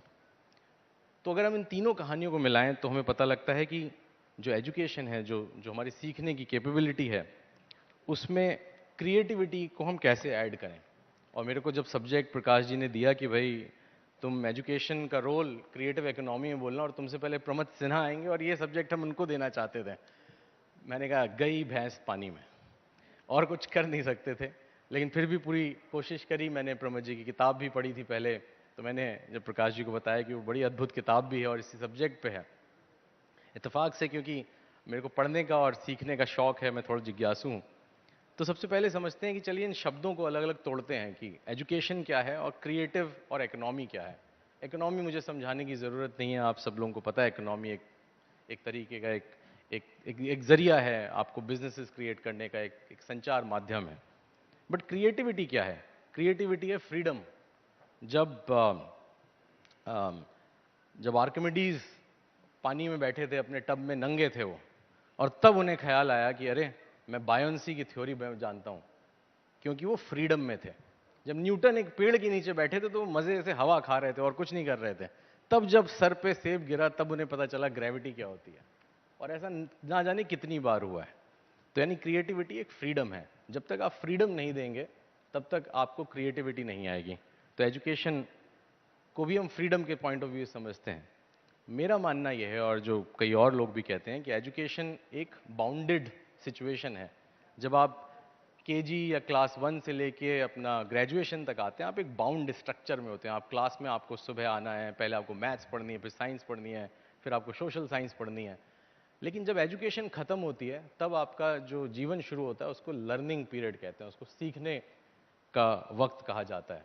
और जो सीखने की बात है उस पर प्रमोद जी ने बड़ी अच्छी बात कही कि सीखना रुकना नहीं चाहिए। लेकिन सीखने को समझते हैं कि चलिए लर्निंग क्या होती है। पैंडेमिक के टाइम पे ज़्यादा कुछ करने को नहीं था, तो अलग अलग जिज्ञासाएं आ रही थी, तो मैं अलग अलग चीज़ें पढ़ रहा था। तब मैंने संस्कृत उठाई। संस्कृत का एक बड़ा कमाल का श्लोक मिला। मैं वो श्लोक तो नहीं आपको पूरा पढ़ के सुनाऊंगा, लेकिन मैं आपको उसका सार बताता हूँ। उसमें लर्निंग होती क्या है, लर्निंग के 4 स्तंभ क्या होते हैं, वो मैं आपको बताता हूँ। लर्निंग के 4 स्तंभ होते हैं, यानी लर्निंग होती क्या है। जब आपको लर्निंग के लिए आपको चाहिए टाइम, यानी काल। अगर आपके पास समय नहीं है तो आप कुछ भी नहीं सीख सकते। मेरे पास तो टाइम ही नहीं है बॉस, मैं संडे भी बिजी रहता हूँ, सैटरडे भी, सुबह भी, शाम को मुझे कभी ये करना है वो करना है। तो समय इज़ वेरी इंपॉर्टेंट। दूसरा आता है आपका शास्त्र, जो रिसोर्सेज हैं। फ़र्ज़ कीजिए आप कुछ सीखना चाहते हैं लेकिन आपके पास रिसोर्सेज नहीं है, तो आप लर्निंग नहीं कर पाएंगे। तीसरा आता है गुरु, जो मार्गदर्शक हैं आपके, जो आपके कोच हैं। ये तीनों चीज़ें एक बहुत इंपॉर्टेंट एस्पेक्ट हैं लर्निंग का। ये तीनों चीज़ें हटा दें तो स्कूल, कॉलेज, किसी भी किस्म की लर्निंग या पढ़ाई नहीं हो सकती। लेकिन जो चौथी चीज़ है वो सबसे ज़रूरी है, वो है जिज्ञासा, दैट इज़ क्यूरियोसिटी। अगर आप कुछ सीखना ही नहीं चाहते हैं तो ये तीनों चीज़ें अगर आपके पास होंगी भी तो कोई फ़ायदा नहीं। और यही होता है हमारे स्कूल और कॉलेज में। मुझे बचपन से बोला गया फिज़िक्स पढ़ो, फिज़िक्स तुम्हारी बड़ी कमज़ोर है। मुझे कभी जवाब नहीं मिला क्यों पढ़ूँ, मुझे तो समझ ही नहीं आती, क्योंकि मेरी जिज्ञासा नहीं थी। लेकिन मैं ज्योग्राफी बहुत अच्छे से पढ़ना चाहता था और मेरे को हमेशा जिज्ञासा रही और अभी भी मेरे को ज्योग्राफी के बारे में बड़ी जिज्ञासा रहती है। लेकिन उसी की वजह से मैं ज्योग्राफी ज़्यादा पढ़ पाता हूँ। तो अगर ये चारों चीज़ों को आप कंबाइन कर देंगे तो जैसा सर ने भी कहा सुबह श्रीपद जी ने कि वो एक टीचर्स की एक पेडागॉजी बिल्ड कर रहे हैं, एक नया तरीका बिल्ड कर रहे हैं जिससे टीचर्स अच्छे से सिखा पाएंगे। तो मेरा मानना यह है कि हमें बच्चों से पहले अपने टीचर्स को सिखाना होगा, हमें उनकी जिज्ञासा बढ़ानी होगी। मैं कई स्कूलों में जाता हूं जहां लोग मुझसे कहते हैं आप हमारे ना बच्चों को पढ़ाना सिखा दीजिए, आप बहुत किताबें पढ़ते हैं, आप इन बच्चों को पढ़ना सिखा दीजिए। मेरा जवाब होता है कतई नहीं, मैं कभी नहीं पढ़ाऊंगा बच्चों को, पहले मैं टीचर्स को पढ़ाना चाहता हूँ। क्योंकि आज हमारे समाज में सबसे इंपॉर्टेंट चीज़ है कि अगर हम बच्चे जो हमें देखेंगे वही पलटेंगे, वही करेंगे, तो वो जिज्ञासा वहाँ से बिल्ड होती है। तो इसलिए क्रिएटिविटी के लिए सबसे ज़रूरी चीज़ है कि जो हमारे संस्थान हैं, जो हमारे आचार्य हैं, उनकी क्यूरियोसिटी, उनके एस्टेब्लिशमेंट पे काफ़ी काम किया जाए। क्रिएटिव इकोनॉमी पे बात करें तो आज की तारीख में अमेरिका, जापान और यूरोप, जिनको हम हमेशा देखते हैं, वो लगभग 12% अपने जीडीपी, अपने एक्सपोर्ट्स का 12% कंट्रीब्यूशन सिर्फ क्रिएटिव इकोनॉमी से देते हैं। क्रिएटिव इकोनॉमी होती क्या है? बड़ा सिंपल है, जो भी आप चीज़ें क्रिएट करते हैं, जो आर्ट, डिज़ाइन, फैशन, ये सब क्रिएटिव इकोनॉमी का पार्ट है। यही नहीं, अमेरिका जो एक्सपोर्ट करता है फूड, कार और इवन सॉफ्टवेयर, उससे भी कहीं ज़्यादा जो एक्सपोर्ट करता है वो क्रिएटिव इकोनॉमी का पार्ट एक्सपोर्ट करता है, जो कि उनके लाइसेंसेज हैं, सॉफ्टवेयर्स एंड लाइसेंसेज। मैम यहाँ पे वो बताएंगे किस तरीके से एक एड इनकम इनकी कंपनी के लिए भी is a very very important aspect. तो रोल ऑफ एजुकेशन पे जहाँ मैं बात करूँगा और मैं अपने वक्तव्य को एक निष्कर्ष पे लेके आना चाहूँगा यहाँ से। रोल ऑफ एजुकेशन जहाँ हमने बात करी, हमने समझा एजुकेशन क्या है, लर्निंग क्या है और इकोनॉमी क्या है। मुझे लगता है उसके तीन ही काम हैं। एजुकेशन, हम चाहे एनईपी पॉलिसी की बात करें या हम उसमें भाषा की बात करें या हम जो उससे आने वाले स्किल्स की बात करें, तीन बड़ी महत्वपूर्ण चीज़ हैं जो कि क्रिएटिविटी को बढ़ाएंगे। पहला है करेजियस। हमें स्कूलों में बच्चों को महानता की जगह ये भी सिखाना होगा कि हम हारे कब और हार को संभाले कैसे, क्योंकि आज तक कोई किसी हार की कहानी नहीं सुनाता। हम हर जगह ये बताना चाहते हैं कि वो देखो यूनिकॉर्न बन गया, उसने $1 बिलियन बना लिए, लेकिन कभी कोई छोटे एंटरप्रेन्योर की कहानी नहीं सुनाता। वो भी सुनानी चाहिए, जिनके घर में कभी कोई फादर ने बिजनेस किया हो, किसी ने उनको देखा हो मुश्किलों के साथ काम करते हुए, वो कहानियाँ बहुत ज़रूरी हैं। तो करेजियस बनाना, मुझे लगता है साहसी बनाना बच्चों को बहुत ज़रूरी होगा हमारे इस एजुकेशन सिस्टम में, क्रिएटिव बनाने के लिए। दूसरा मैंने बात करी जिज्ञासा यानी क्यूरियोसिटी की, और तीसरा बट ऑब्वियस, हमें क्रिएटिव बनाने के लिए उनको फ्रीडम देनी होगी। हमें उनको एक चीज़ के बारे में ज़रूर बताना होगा कि सवाल पूछो। सवाल पे एक चीज़ याद आती है, आप में से कितने लोग जानते हैं कि ए के बाद बी क्यों आता है, बी के बाद सी क्यों आता है, सी के बाद डी क्यों आता है?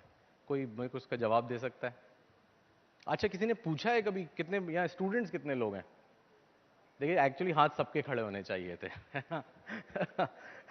सभी स्टूडेंट्स हैं, लेकिन कभी किसी ने क्लास में पूछा कि भाई मैम आप ABCD रटवा रही हैं हमें, ए के बाद बी क्यों आता है? मेरी मर्जी, मैं तो F लिखूंगा। आपने किया था? क्या किया था? बाहर निकाल दिया था? आउटस्टैंडिंग बना दिया था आपको उसके लिए?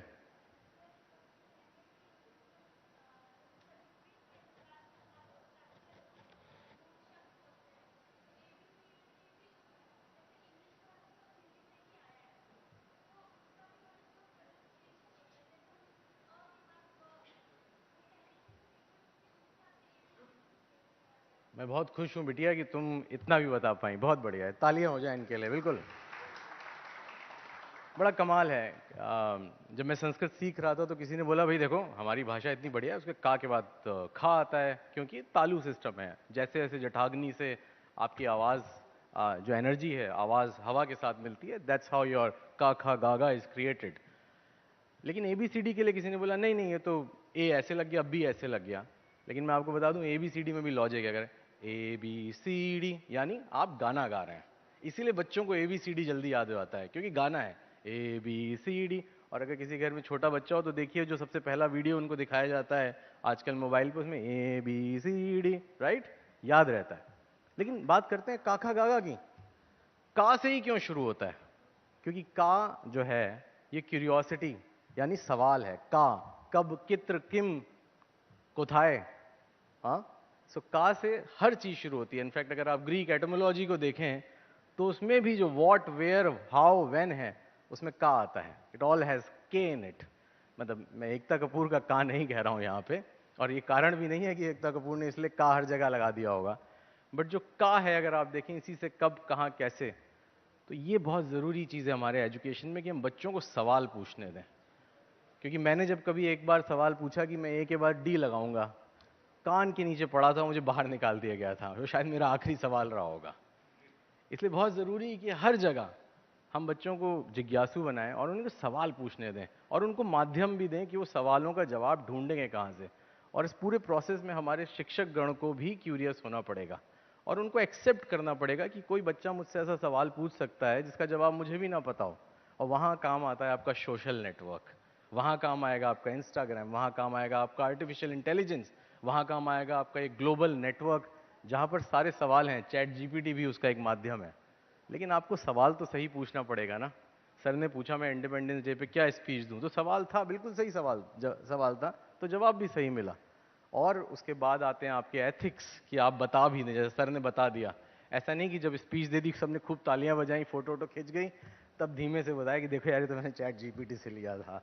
यहाँ आते हैं आपके एथिक्स आर्टिफिशियल इंटेलिजेंस के, और यहीं आपकी creativity with ethics will play.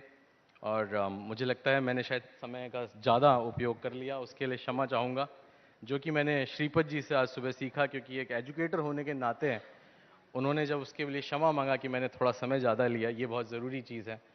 और समय को बड़ा बलवान कहा गया है, तो उसी के साथ मैं इस समय को बलवान मानते हुए उससे क्षमा मांगता हूँ। और आप सब से भी मैं आशा करता हूँ कि आप सब जितना क्रिएटिव हो सकते हो, जितना जिज्ञासु हो सकते हो, और इस कॉन्क्लेव में सबसे मिलिए, उनसे सवाल पूछिए। और हाँ, जो बच्चे यहाँ पे आए हैं खास तौर पे, मेरी इस राय पे कल से सवाल पूछना शुरू हो जाना, ठीक है? That is very important. Thank you very much. Thank you.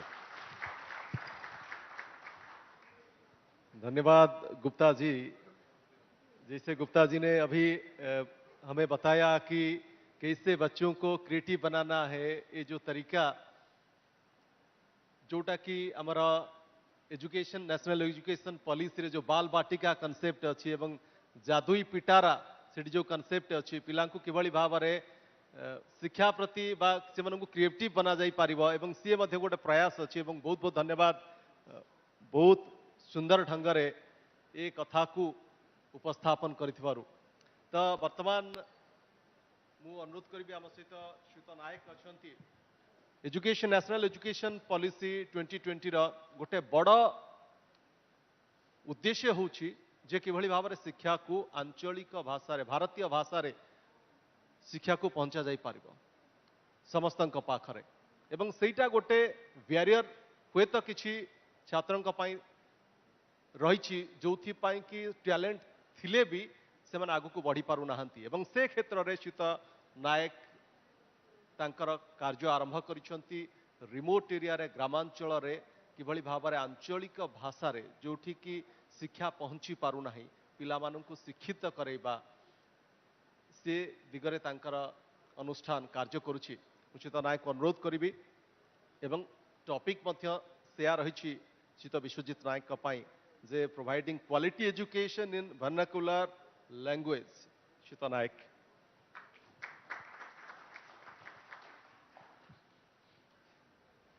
Hello, good afternoon, everybody. So basically, what I heard about right now, that accessibility, equality in vernacular language, and a lot of things are gap and all these things, right? So what I'm going to do right now, I'm going to connect those gaps with my personal examples. So I grew up in a small village in eastern Odisha, which is Jajpur district. So essentially, I lost my father in a very early age. And being the eldest brother out of the 4 siblings, I took the responsibility to be a teacher to my siblings. So initially I was teaching them quadratic equation, then engineering mechanics, and then Oracle, Java, and all these things. That's how I became a teacher without knowing it. So like the day my father was gone, we moved to our village, and that is a new life for me. I got a lot of things from my village, like that sympathy, like that the things of belongingness, that I got from there. And even for past 2 years in my engineering college at NIT Rourkela, I got free meals. So as every ambitious young man, after completing my degree, I chosen to go abroad. In '99, I moved to the US. But that in-depthness to do something for society remains there. So eventually, in 2014, I came back to serve my village. And that was a 3-month sabbatical. I just want to see how it is. My initial goal was to see, and just before that, I don't know how many of you know Khan Academy. So I was volunteering for Khan Academy that time. And I met Sal Khan, and he said, just translate this thing to Odia, but with a clause. That if, and that was back in 2011, 2012. So that's Khan Academy was just in starting, and a lot of, but Khan Academy was just my next neighbor, where I was staying in Silicon Valley. So from Khan Academy, I learned a lot of things, how to create this e-learning content and all these things, right? But one thing is missing. Khan Academy was predominantly in English that time. I was the first Odia to start translating for Khan Academy. But there are a couple of restrictions that time, that if you are teaching them statistics, probability, so I don't know how many of you know a character called LeBron James. He's an NBA basketball player. So while Khan Academy was doing a probability, so he was saying that 3 times I throw the basketball, 2 times it went on the hoop, and it was thrown by a guy called LeBron James. But Khan was saying that you have to translate, you have to keep the LeBron James, you keep the basketball to doing that. But wait a minute. When I saw that video in Odia in my village, none of them connect to LeBron James, none of them connect to basketball. And I resigned from Khan Academy volunteering. That's why I thought the way that American democracy didn't work in Afghanistan and Iraq, same thing, just taking the American education or whatever, putting in my village, even we are giving them pitha. Instead of pizza, we give them pitha. Odia, we give them pitha. And the moment pitha is gone, the kid jumped away from the boundary and gone. So I failed. And that is how we came to know that we have to contextualize. No James, no Thames River. Put Mahendra Singh Dhoni and Mahanadi River and contextualize these things. And that is our first attempt to do vernacular content in Odia. So we did. And what we did, it's not I. I got my Khan just behind you, Sushant, so who is here with me today. He's my co-founder. So I tried to find the Khans in Odisha. I learned the best practices in America. I learned what is working in the West and tried to shift to the East. And I became that gap connector that you guys are talking about. Okay, so we created the content and we took to our village. In our village, that time no Geo, so I'm talking about 2014. Therefore, no internet. Even electricity is very inconsistent. And sometime in a village, truth to be told, election and electricity are positively correlated.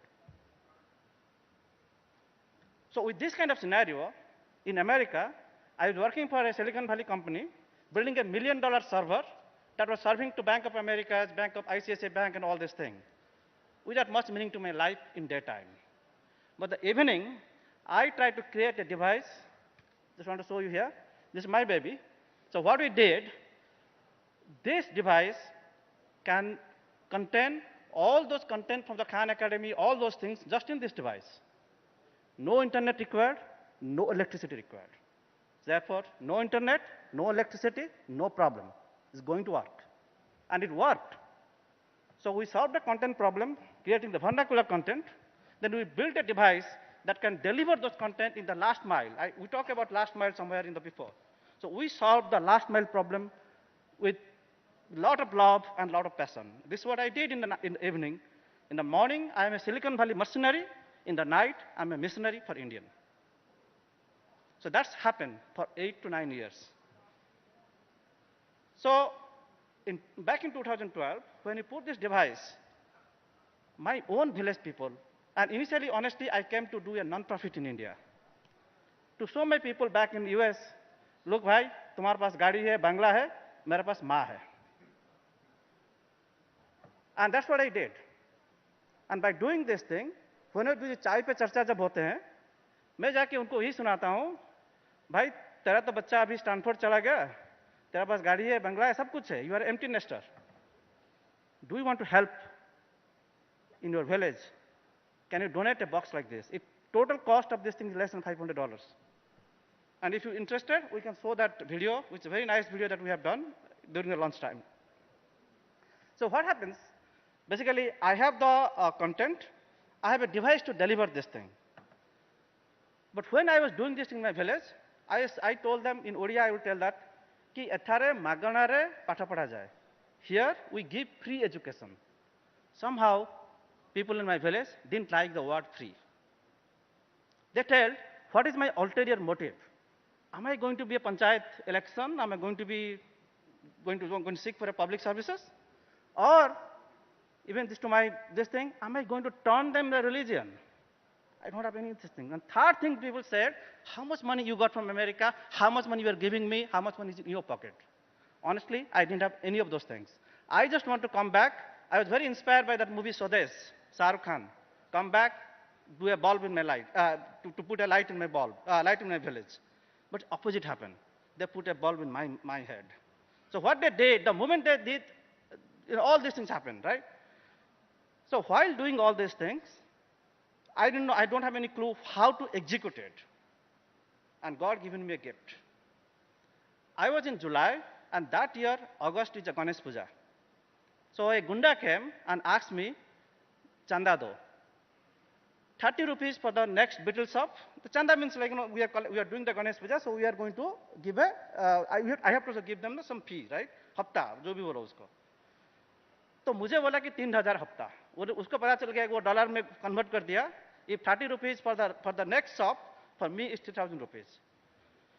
But I was just about to give up, go back to whatever country that I am. It's like I thought of, भाई जो भी जाए तुम जाओ, मैं जाता हूँ. But वो जो बोलते हैं जब डूबते हुए like उड़िया में बोलते हैं ना जो कुटा खिया रहे वो था उधर बुरी थोड़ा बड़े so you are in the थोड़ा हिंदी में बोल दो भाई. कुटा का जो भी सहारा है तो मुझे मिल गया. ये गुंडा को मैंने क्या बोला, भाई मैं तेरे को हफ्ता नहीं दूंगा, मैं तेरे को नौकरी दूंगा. So you become the front end of myself. And the same day I removed that free education. यहाँ पे 100 रुपया दो, मूवी देखो. I gave this gunda this device and taught him how to operate this thing. And another thing is that what I found with this guy, he is not satisfied with 2 रुपया का चावल में satisfied नहीं था. He was a real hustler. And that is what, had I been grown in Bhubaneswar or Raurkela or big city, I could have never empathized with that thing. I would never hire him.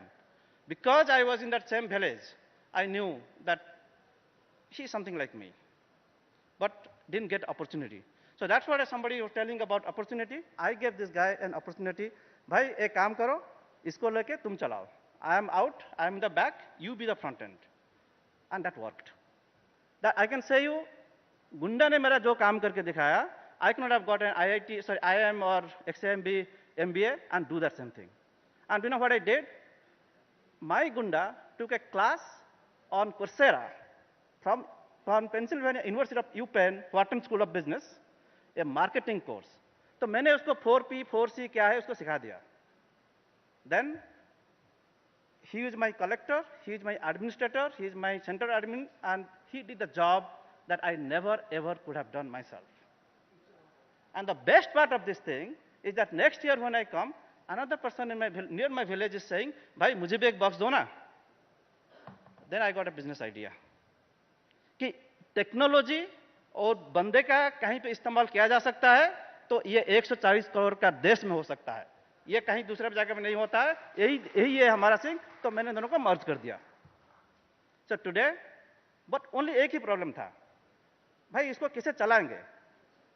चाय पे चर्चा होता है. तो हमने भी वहां पे भी चाय पे चर्चा की है.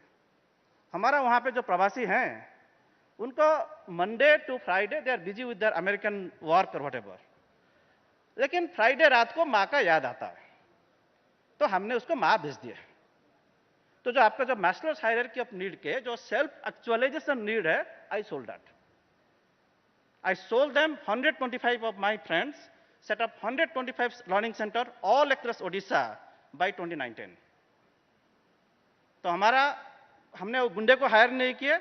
By that time we knew how to make this learning center happen, and it went on. But again, COVID came, all our 125 center gone, in no time. But जहाँ पे मिलता है ना, जहाँ पे रास्ता बंद होता है, नया रास्ता शुरू हो जाता है। We got it.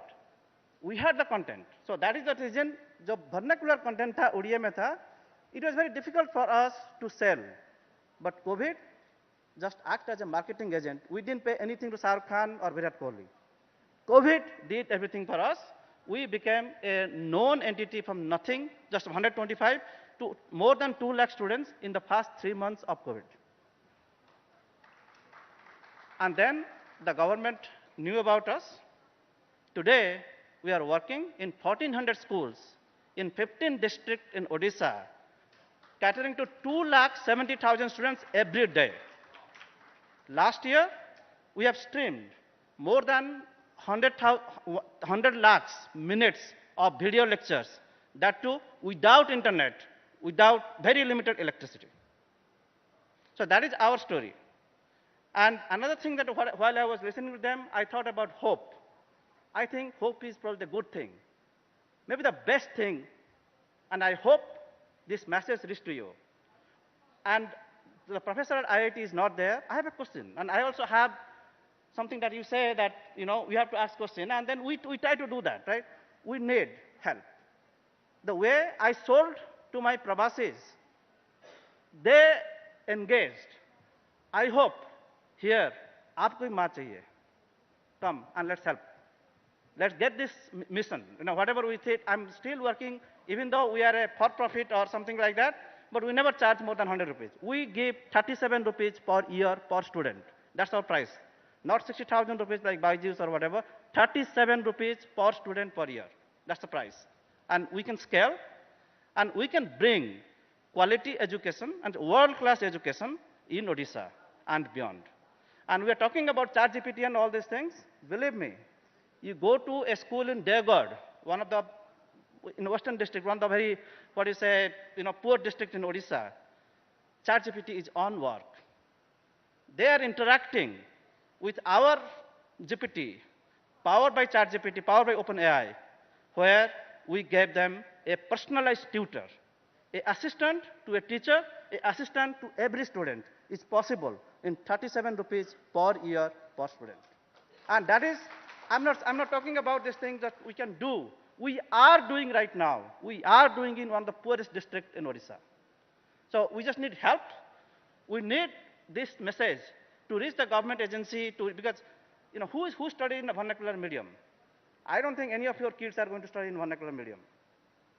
But if you want to lift India up, so that's what I always say. My friends in Silicon Valley say that, hey, Sundar Pichai, Satyara Sandhana, all things are there. Why are you talking about 40% students, 40% kid in India cannot do subtraction? That's what ASA report says. But say, oh, you do not know. The Satyara Sandhana, Sundar Pichais are the, as I know, 70 lakh student goes to the English medium student. 230 million students in India learn in vernacular. तो मैं बोलता हूँ भाई तुम अभी trailer देख रहे हो, असली जो आइसबर्ग का जो नीचे वाला है ना, वो इंडिया का potential is still submerged. Please help me to unlock that. Thank you very much.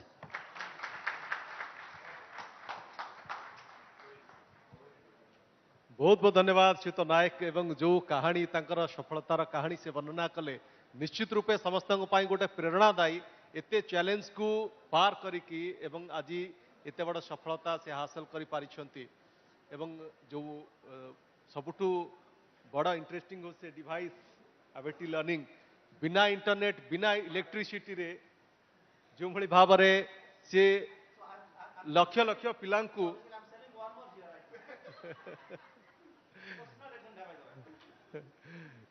तो निश्चित रूपे आम समस्त प्रेरणार कथा.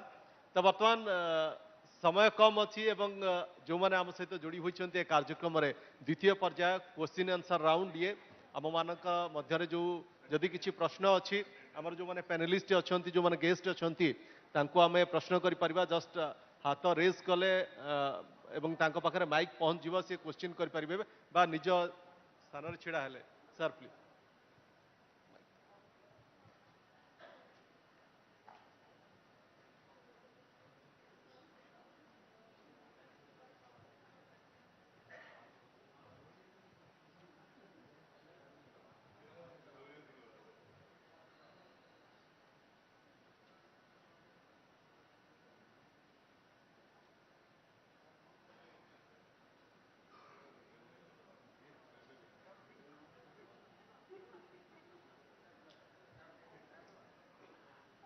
Thank you very much, all the panelists of this session and the panelists of the inaugural session.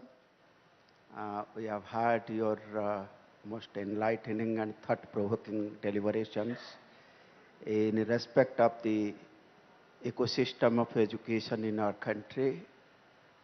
एवं आमे कौन सब करुचे just to implement various provisions of National Education Policy 2020.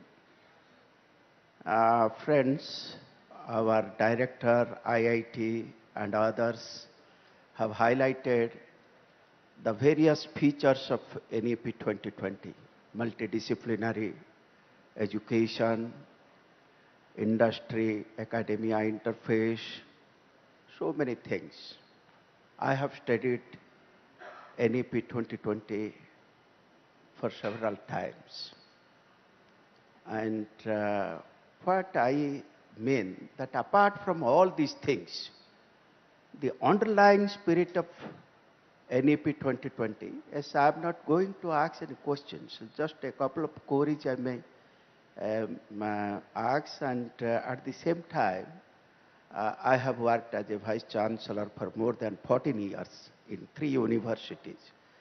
So I think that in this August, say, conclave, I must share my views and give certain suggestions so that the NEP 2020 can be implemented properly.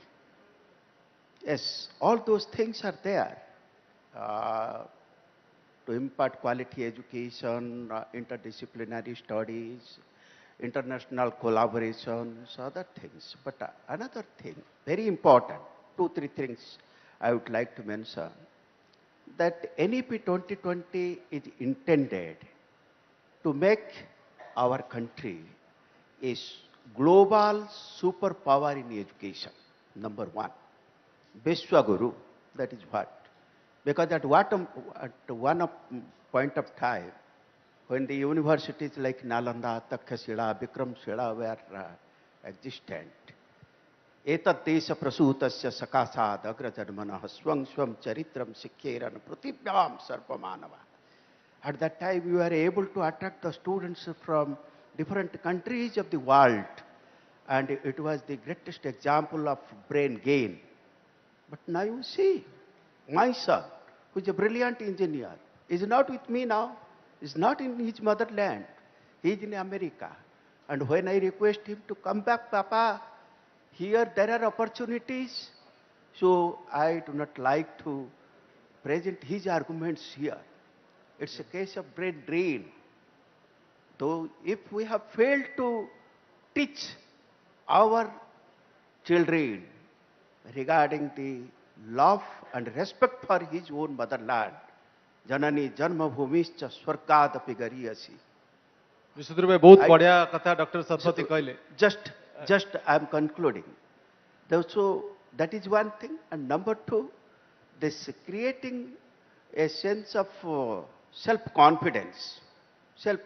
And number three, integrating the modern science and technology with the ancient Indian wisdom system. Yes, you see. Aji sakale jetebale mu padhu, an IIT student has taken extreme steps, hangs himself. Pratidin, technical IIT institutions are the best institutions of the country. Every day you can come across this. How the education system has delivered in a positive direction. Prime Minister ଯେତେବେଳେ inaugurate करले तीनोटी word कहथिले perform, reform and transform.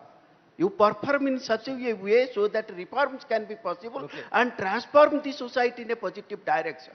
So more केवल एतिकी होची suggestion जे आमे जिते कार्य करूचु, let us not forget the root of the NEP 2020 that it is intended to make India as a global superpower in the field of knowledge and to integrate spiritualism and yogic sciences with the modern system of education, and at the same time to create an atmosphere of the self-confidence. Vivekananda wants with that बढ़िया आपनकर suggestion doctor Satpathy बहुत बढ़िया. So that अन्य these sorts of extreme steps cannot be taken by the students.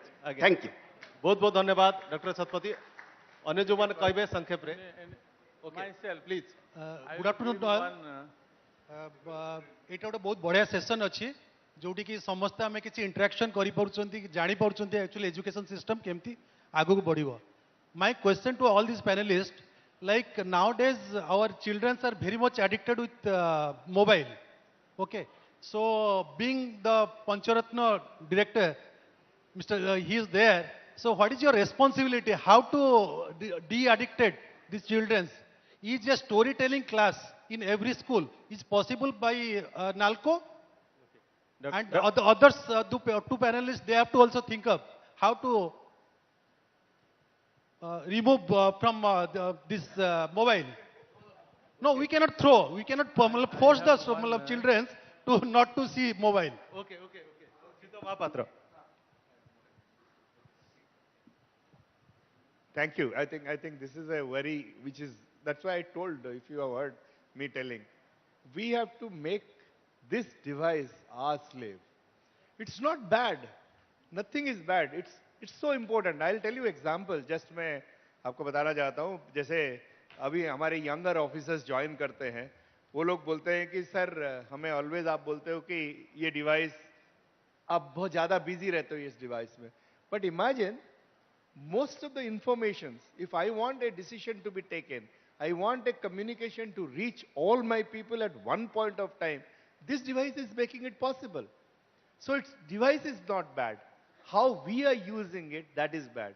My little request to all the parents, I do that at home, don't succeed fully. I will never succeed, I know that. The little request is that, हमको उनको बोलना चाहिए कि भाई इसको आपका हथियार बनाओ.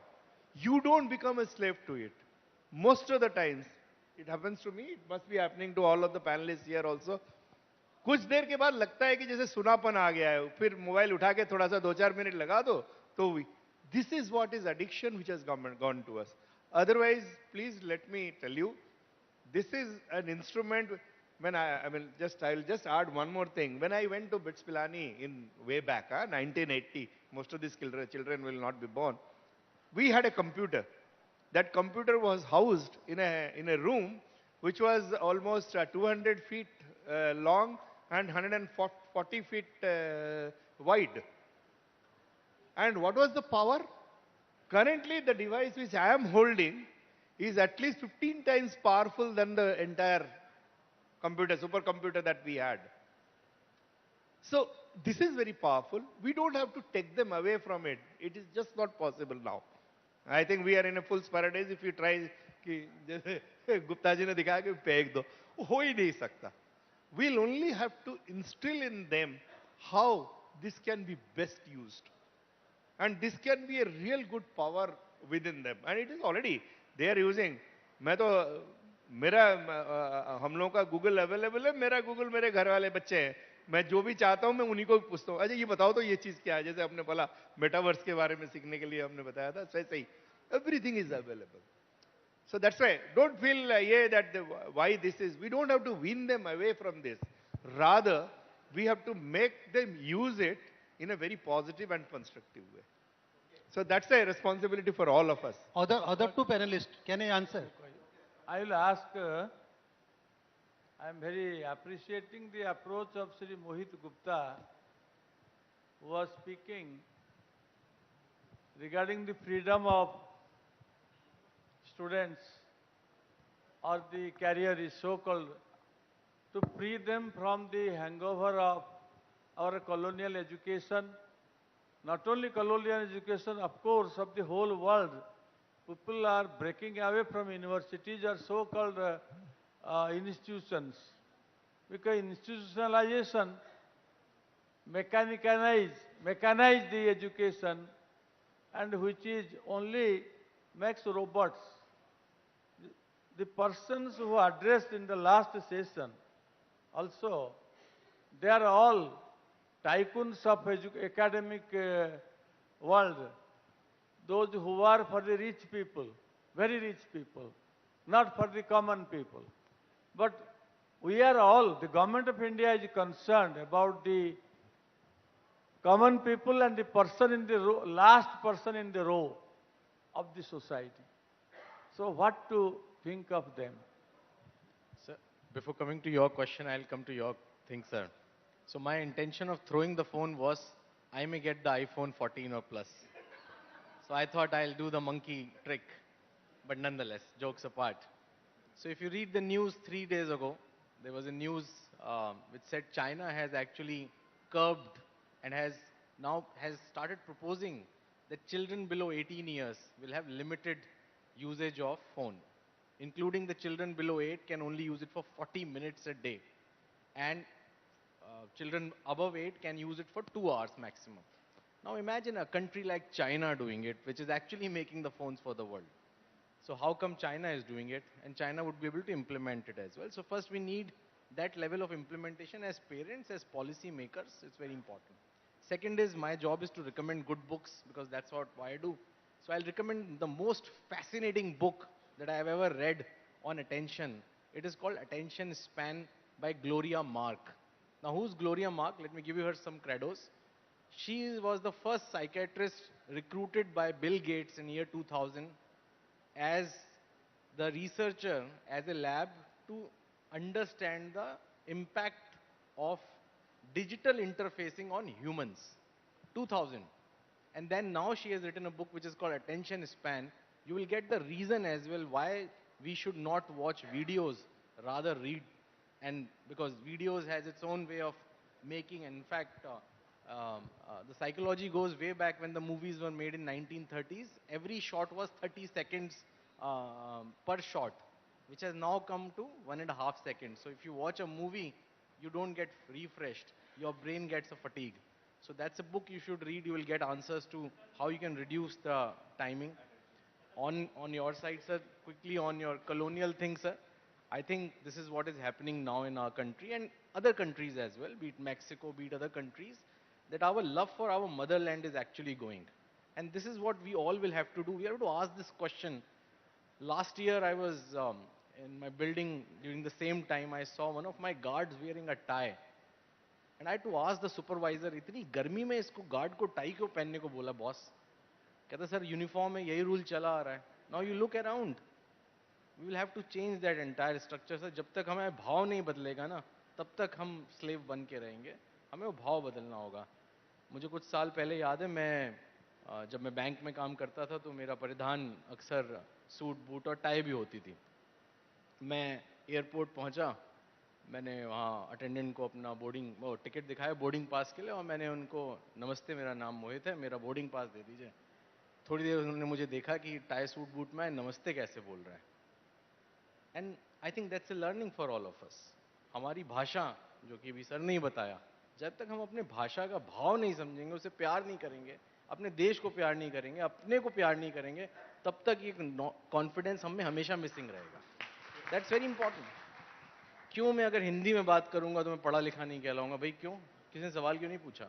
क्यों ऐसा होता है कि मैं अगर इंग्लिश पिक्चरें देखूंगा तभी मैं ज्ञानी कहलाऊंगा? सवाल ही नहीं पैदा होता. तो जब तक वो चीज़ नहीं आएगी ना सर, तब तक वो देश प्रेम खोखला रहेगा. हम 70 साल पे 75 साल पे आके भी आज़ाद नहीं बन पाएंगे. So I think it's a valid point. Thank you very much for that sir.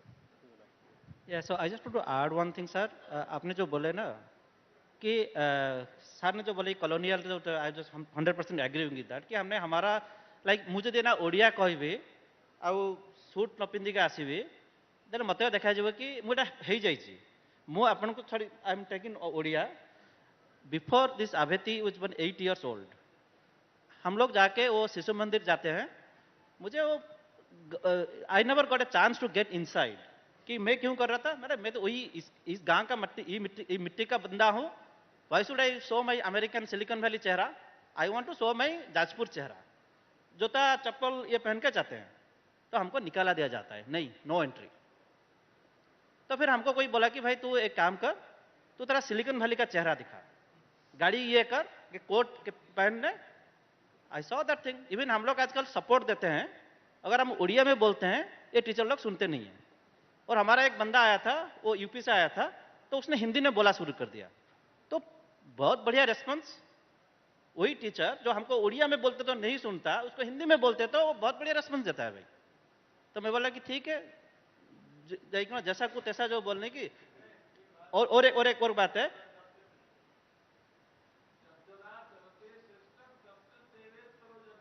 समझ में नहीं आया।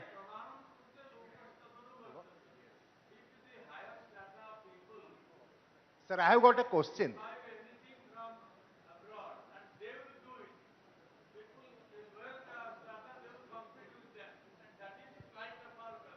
ओके, और जस्ट 1 सेकेंड सर, और एक ये फोरम के माध्यम में बोलता हूं। आपका एक था कि लास्ट माइल में हमने तो 8 साल से कर रहे हैं, अमेरिका में रह के हमने ब्रिज बना रहे हैं, बट यहां पे जब गवर्नमेंट के पास जाते हैं तो वो ब्रिज टूट जाता है। तो ब्रिज को जोड़ो भाई, आपका नंबर दीजिए, मैं जाऊंगा आपके पास। I think you are working in Indian government, हमको चाहिए, वी नीड द हेल्प। ये फोरम जो मुझे दिया गया है, आई एम आस्किंग एवरीबॉडी, भाई ये जो ब्रिज बना रहे हैं वो ब्रिज में आप भी शामिल हो। ठीक है sir, my name is Janaki स्मार्टफोंडा। I am thankful to the panel, they have given very good, it's a creative, but actually we have got the energised also. My question is very small question. We are talking regarding knowledge. Why not? Our doctors, those are intelligent enough and also qualified enough, they are not being human. Even the administrative officers, IAS officers, youngsters, those who have got the recruitment as IAS officers, once they visited Puri, they were never asked why all these battery operated cars were used by them, not by for the person those are meant for. I mean to say is, human approach is being lost. Are you going to couple those human values along with this knowledge dissemination? Thank you. तो हमने तो propose कर रहे हैं भाई, human को बढ़ाओ, technology should add human. I never say that कि शिक्षक बिना शिक्षा नहीं है। देयर इज नो शिक्षा विदाउट शिक्षक, फुल स्टॉप। ये जो मैं आपको दे रहा हूं, ये असिस्टेड दे रहा हूं, मैं टीचर को 2.5 किलो का हाथ दे रहा हूं। ठीक है, ये जो बाजार में जो ये सब चीज बहुत बेचते हैं, बट उसको चलाने वाले जो आइडिया है ना, मैं टीचर को देता हूं, टीचर को मैं देता हूं, वही पावर देता हूं। बट ये में अगर हमने 1700 सेंचुरी का काम करेंगे, नहीं टेक्नोलॉजी को फेंक देंगे, ये करेंगे, वो चलने वाला नहीं है। आपके जो I know, because in my family I have my nephew is very addicted to technology. वो गेम खेलता है, ये करता है। I am trying to work with him how he can live with technology, not without. मोर एटी प्रश्न रहइबो, ओडिया रे कहबी, जेतु मु ओडिया आज्ञा मु ओडिया रे ओटे कथा पचारुची। कथा होची जे आमे जेतरा एटी बसी कि दिन जाका चर्चा करूचे एजुकेशन एक्स बाबद रे, आमे साधारण जो छोटो पिलाटी रहि जाईची फुलबाणी रो इंटीरियर एथारे, ता बाबद रे विशेष किछि आलोचना एपर्यंत हम करि पाइलनी। कारण जातीय जो नुवा शिक्षा नीति हेची, से भोकेशनल एजुकेशन को बहुत प्रायोरिटी देछि, किंतु प्रकृत रे आमे जहा एठी आलोचना करूचे, जेतिकी संबळ, जेतिकी बजेट हमर एलोकेशन होची, सेतिकी को सफिशिएंट जे हमर जातीय शिक्षा नीति को जो कार्यक्रम को रूपायन करिवारे। द्वितीय कथा होची, आमे जो माने एठी आलोचना करूचे, आमे हमर जो सफलता पूर्ववर्त पीढ़ी जो माने करथिले, हमर जो माने हमर कोणार्क मंदिर, हमर जो अच्छी से लक्ष्मी पुराण कथा आलोचना करथिले, सेते को आमे केते ग्लोबल रे आमे ताको पब्लिश करि परिचे, जे आम पिला मानको आहुरी उत्साहित हेबे, जे मु ओडिया जा कथा जो सतपति सर कहउतले, जे आमे उत्साहित हेबा एवं प्रेरित हेबा आम ओडिया उद्देश्य पई। प्रकृत रे आमे सेतिकी करि परिचे तो। ओके ओके क्वेश्चन आप बुझीपारे कि आप कहते बसंतु आप जो कहते कलाहांडी कंधमाल आम जातु कलाहांडी कंधमाल आज चली कौ जगह देखिए बालिकुदा सिमनवाड़ी दारिंगबाड़ी एमती है कि 50टा सेंटर रे आमर चली शुण शुण बसंतु आप क्वेश्चन पचारे मुझे आंसर कहूँ कहवा ठीक अच्छे आहरी जब कहते संबल मु जानी ये आम बजेट कौन अच्छी ये ना कि गोटे जिनस हूँ मुझे आसिक करी मोर किसी संबल नाला it's mind set it's attitude आम जब कहवा ना सेंटर नवीन कला सरी ओडिशा आम कौन करूँ मुझे चाइप चर्चा गला बेलू आम ओडिया लोक कहे अरे भाई ओडिशा पूरा गलानी से सेंटर रे मोदी किसी करूनी मोदी सब खाईगला आठी आम नवीन पट्टनायक सब खाईगला भाई तुम्हें कौन कल व्हाट यू डिड ना जीरो दिया मैंने भारत को my contribution to India zero मैंने एनआईटी से पास किया अमेरिका का टिकट किया and got like no somebody raised me और मैं किसी दूसरे को फ्रूट दे रहा हूं ओके ओके आगे आमर जो मदर टंग शिक्षादान दिया जीवो आगे सेतरे आमर जो सब अच्छी आमर इंग्लिश रो जो ओडिया ट्रांसलेट करा जीवो गोटे कथा उदाहरण दउची जे कि आमर ग्लास को आमे ओडिया रे कहचो दंडायमान पात्र टेसन को आमे कहचो बाष्पीय संकट रहणीगार से ग्लास ओडियाटा से लेखार रहिबो ना नाई यही दंडायमान पात्र रहिबो अच्छा आमर ये आमे बहुत ओडिया दउचु इंग्लिश दउचु आमे कहचु कि ओडिया रे आमे बुझिबा किंतु आमे गोटे ग्लोबल सिटीजन हवा आज्ञा निश्चित रूपे बहुत बहुत धन्यवाद समस्त को जो माने तांकर प्रश्न रखिले एवं किसी छात्र जदि प्रश्न रखते भल होता कि समय सरी जाइए बहुत बहुत धन्यवाद एवं आम सहित जो अतिथि माने जोड़ी होते समस्त को बहुत बहुत धन्यवाद देवाक चाहिए श्रीयुत महापात्र गुप्ता जी एवं श्रीयुत नायक एवं तांकर जो अभिज्ञता आम सामने रखिले एवं अति सुंदर भाव में आमको बुझे देले तो निश्चित रूपे यहाँ आम समस्त उपादेय हो पार ये आशा मु रखुची एवं सर गोटे I think there are lot of hands raise one thing I say that आपको जो ये बाद में बात करते हैं आई एम अवेलेबल स्पेशली चाय पे चर्चा करेंगे और मेरा तो पता नहीं how much I convince people like you where I need help but आप लोग के ऊपर मेरा भरोसा बहुत है क्योंकि आप ही मेरा नेक्स्ट गुंडा हो आज अगर मैं यहां से 3-4 को तुम हायर कर दिया तो मेरा यहां पे आने का सफल हो गया thank you Can we thank these gentlemen enough for all the enlightenment they have added to this session? I believe we will fall short of words. Thank you so much, Shri Ranjan Kumar Mahapatra, for throwing a lot of light on what modern education should hold as its essence. I'm sure policymakers are taking a note of it because so many of them are watching this program live on Argus. And there is a future generation sitting here who are very, very smart, so they will learn from your experience. Thank you so much, sir. Gupta ji, आपके कहानियाँ हमारे साथ बहुत दिनों तक रहेंगे, and I think disseminating information through storytelling has been an age-old practice. In fact, नृत्य और सूचना के माध्यम से, कथा के माध्यम से लोगों के पास तथ्य पहुंचाने से ही कथक नृत्य का प्रारंभ हुआ था. So thank you for those beautiful stories and the way you say those वर्णन के लिए बहुत बहुत धन्यवाद. और जिज्ञासु होने के लिए जो आपने बच्चों को कहा, that is the lesson they are going back home with. Thank you so much. And thank you very much, Shri Vishwajit Nayak.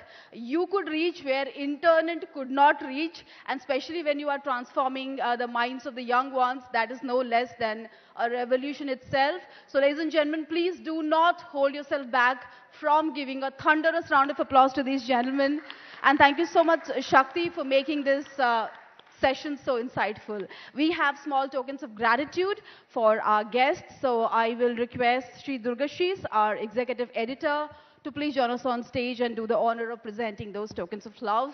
And this session could not have been more informative, and we heard from the ones who are making a lot of change. And as I say, this conclave is a step towards future. This is the future of education in India, when we have minds so thoughtful working together to enlighten the future of children and the young ones. Thank you so much, each one of you, for your contribution towards making this conclave special, informative, and successful. Thank you so much, Shri Ranjan Kumar Mahapatra.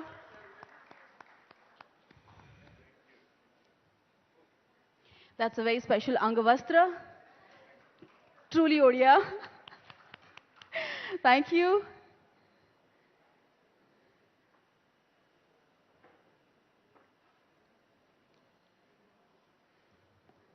Thank you very much, Shri Mohit Gupta. We will consider you half Odia now, with all the knowledge you have of our people, our culture, and being so vocal about it. Thank you very much. We will learn a bit of storytelling from you someday. And thank you very much, Shri Vishwajit Nayak. Your story from Silicon Valley to the grounds of Odisha, the plains of Odisha, will remind all of us that we have a role to play in shaping the future. And Durgashis, may I request you to please propose the formal vote of thanks here as well. After that very special photograph. Every session is making this conclave so enlightening and so memorable for each one of us. And the viewers who are watching us live, thank you very much. The YouTube views and the channel views are amazing. Durgashis, can we have final words of thanks for the gentleman here? Thank you, Sulagna.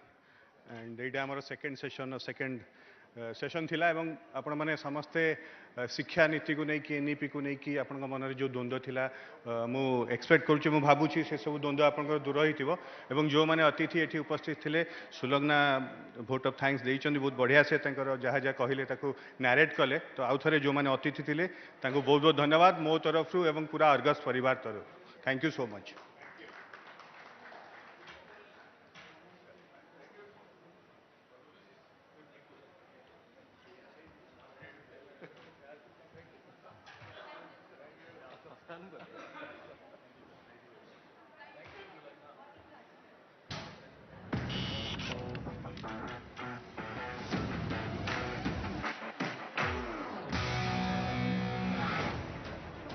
Argus News. Ladies and gentlemen, it's raining information and insight here. We are off for lunch, but I'm sure your hunger for knowledge is more than your hunger for food. So quickly have your lunch and come back to your seats so that we can start the post-lunch session at 3 p.m. sharp. Happy lunching. Thank you. Across the state and the world. नमस्कार एक बड़ खुलासा सह Argus big breaking को आपको स्वागत करूँ कटक भुवनेश्वर सांस्कृतिक राजधानी रू राज्य राजधानी निर्भीक सांबादिकता आम संकल्प आमे दौ साधारण जनता मौलिक समस्या को गुरुत्व तर्क वितर्क विश्लेषण अर्गस न्यूज टीआरपी रो दौड़रे नुहे With a large Argus family of viewers, Argus stands for conviction, credibility and consistency. As the most technologically advanced news channel in Odisha, Argus is armed with state-of-the-art technology such as real-time 3D graphics, sports analysis and asset management tool. Through virtual reality, teleporting and augmented reality, Argus has opened unlimited possibilities and is creating a new experience. Argus has highly modern newsrooms and studios. The team at Argus is made up of over 200 professionals comprising journalists, reporters, technicians and others. Argus provides news from every corner of Odisha and the world. It has a host of popular programs that are the choice of households across Odisha. It also goes beyond television programming by initiating several conclaves on a wide range of subjects such as education, agriculture, tourism, health, women empowerment and more. It brings together domain experts, influencers, policymakers and industry leaders to discuss and plan the future. Argus is broadcast round the clock on all leading channels. It also has a strong presence in social media and engages a large audience. In the urban 15+ age group, the potential buyers from any family are well connected to Argus. It has a cumulative reach of 14.02% and has the second highest FCT consumption among Odia news channels. And now, Argus is celebrating its 2 years of fearless journalism. Argus News. The curtain has risen, the journey has begun.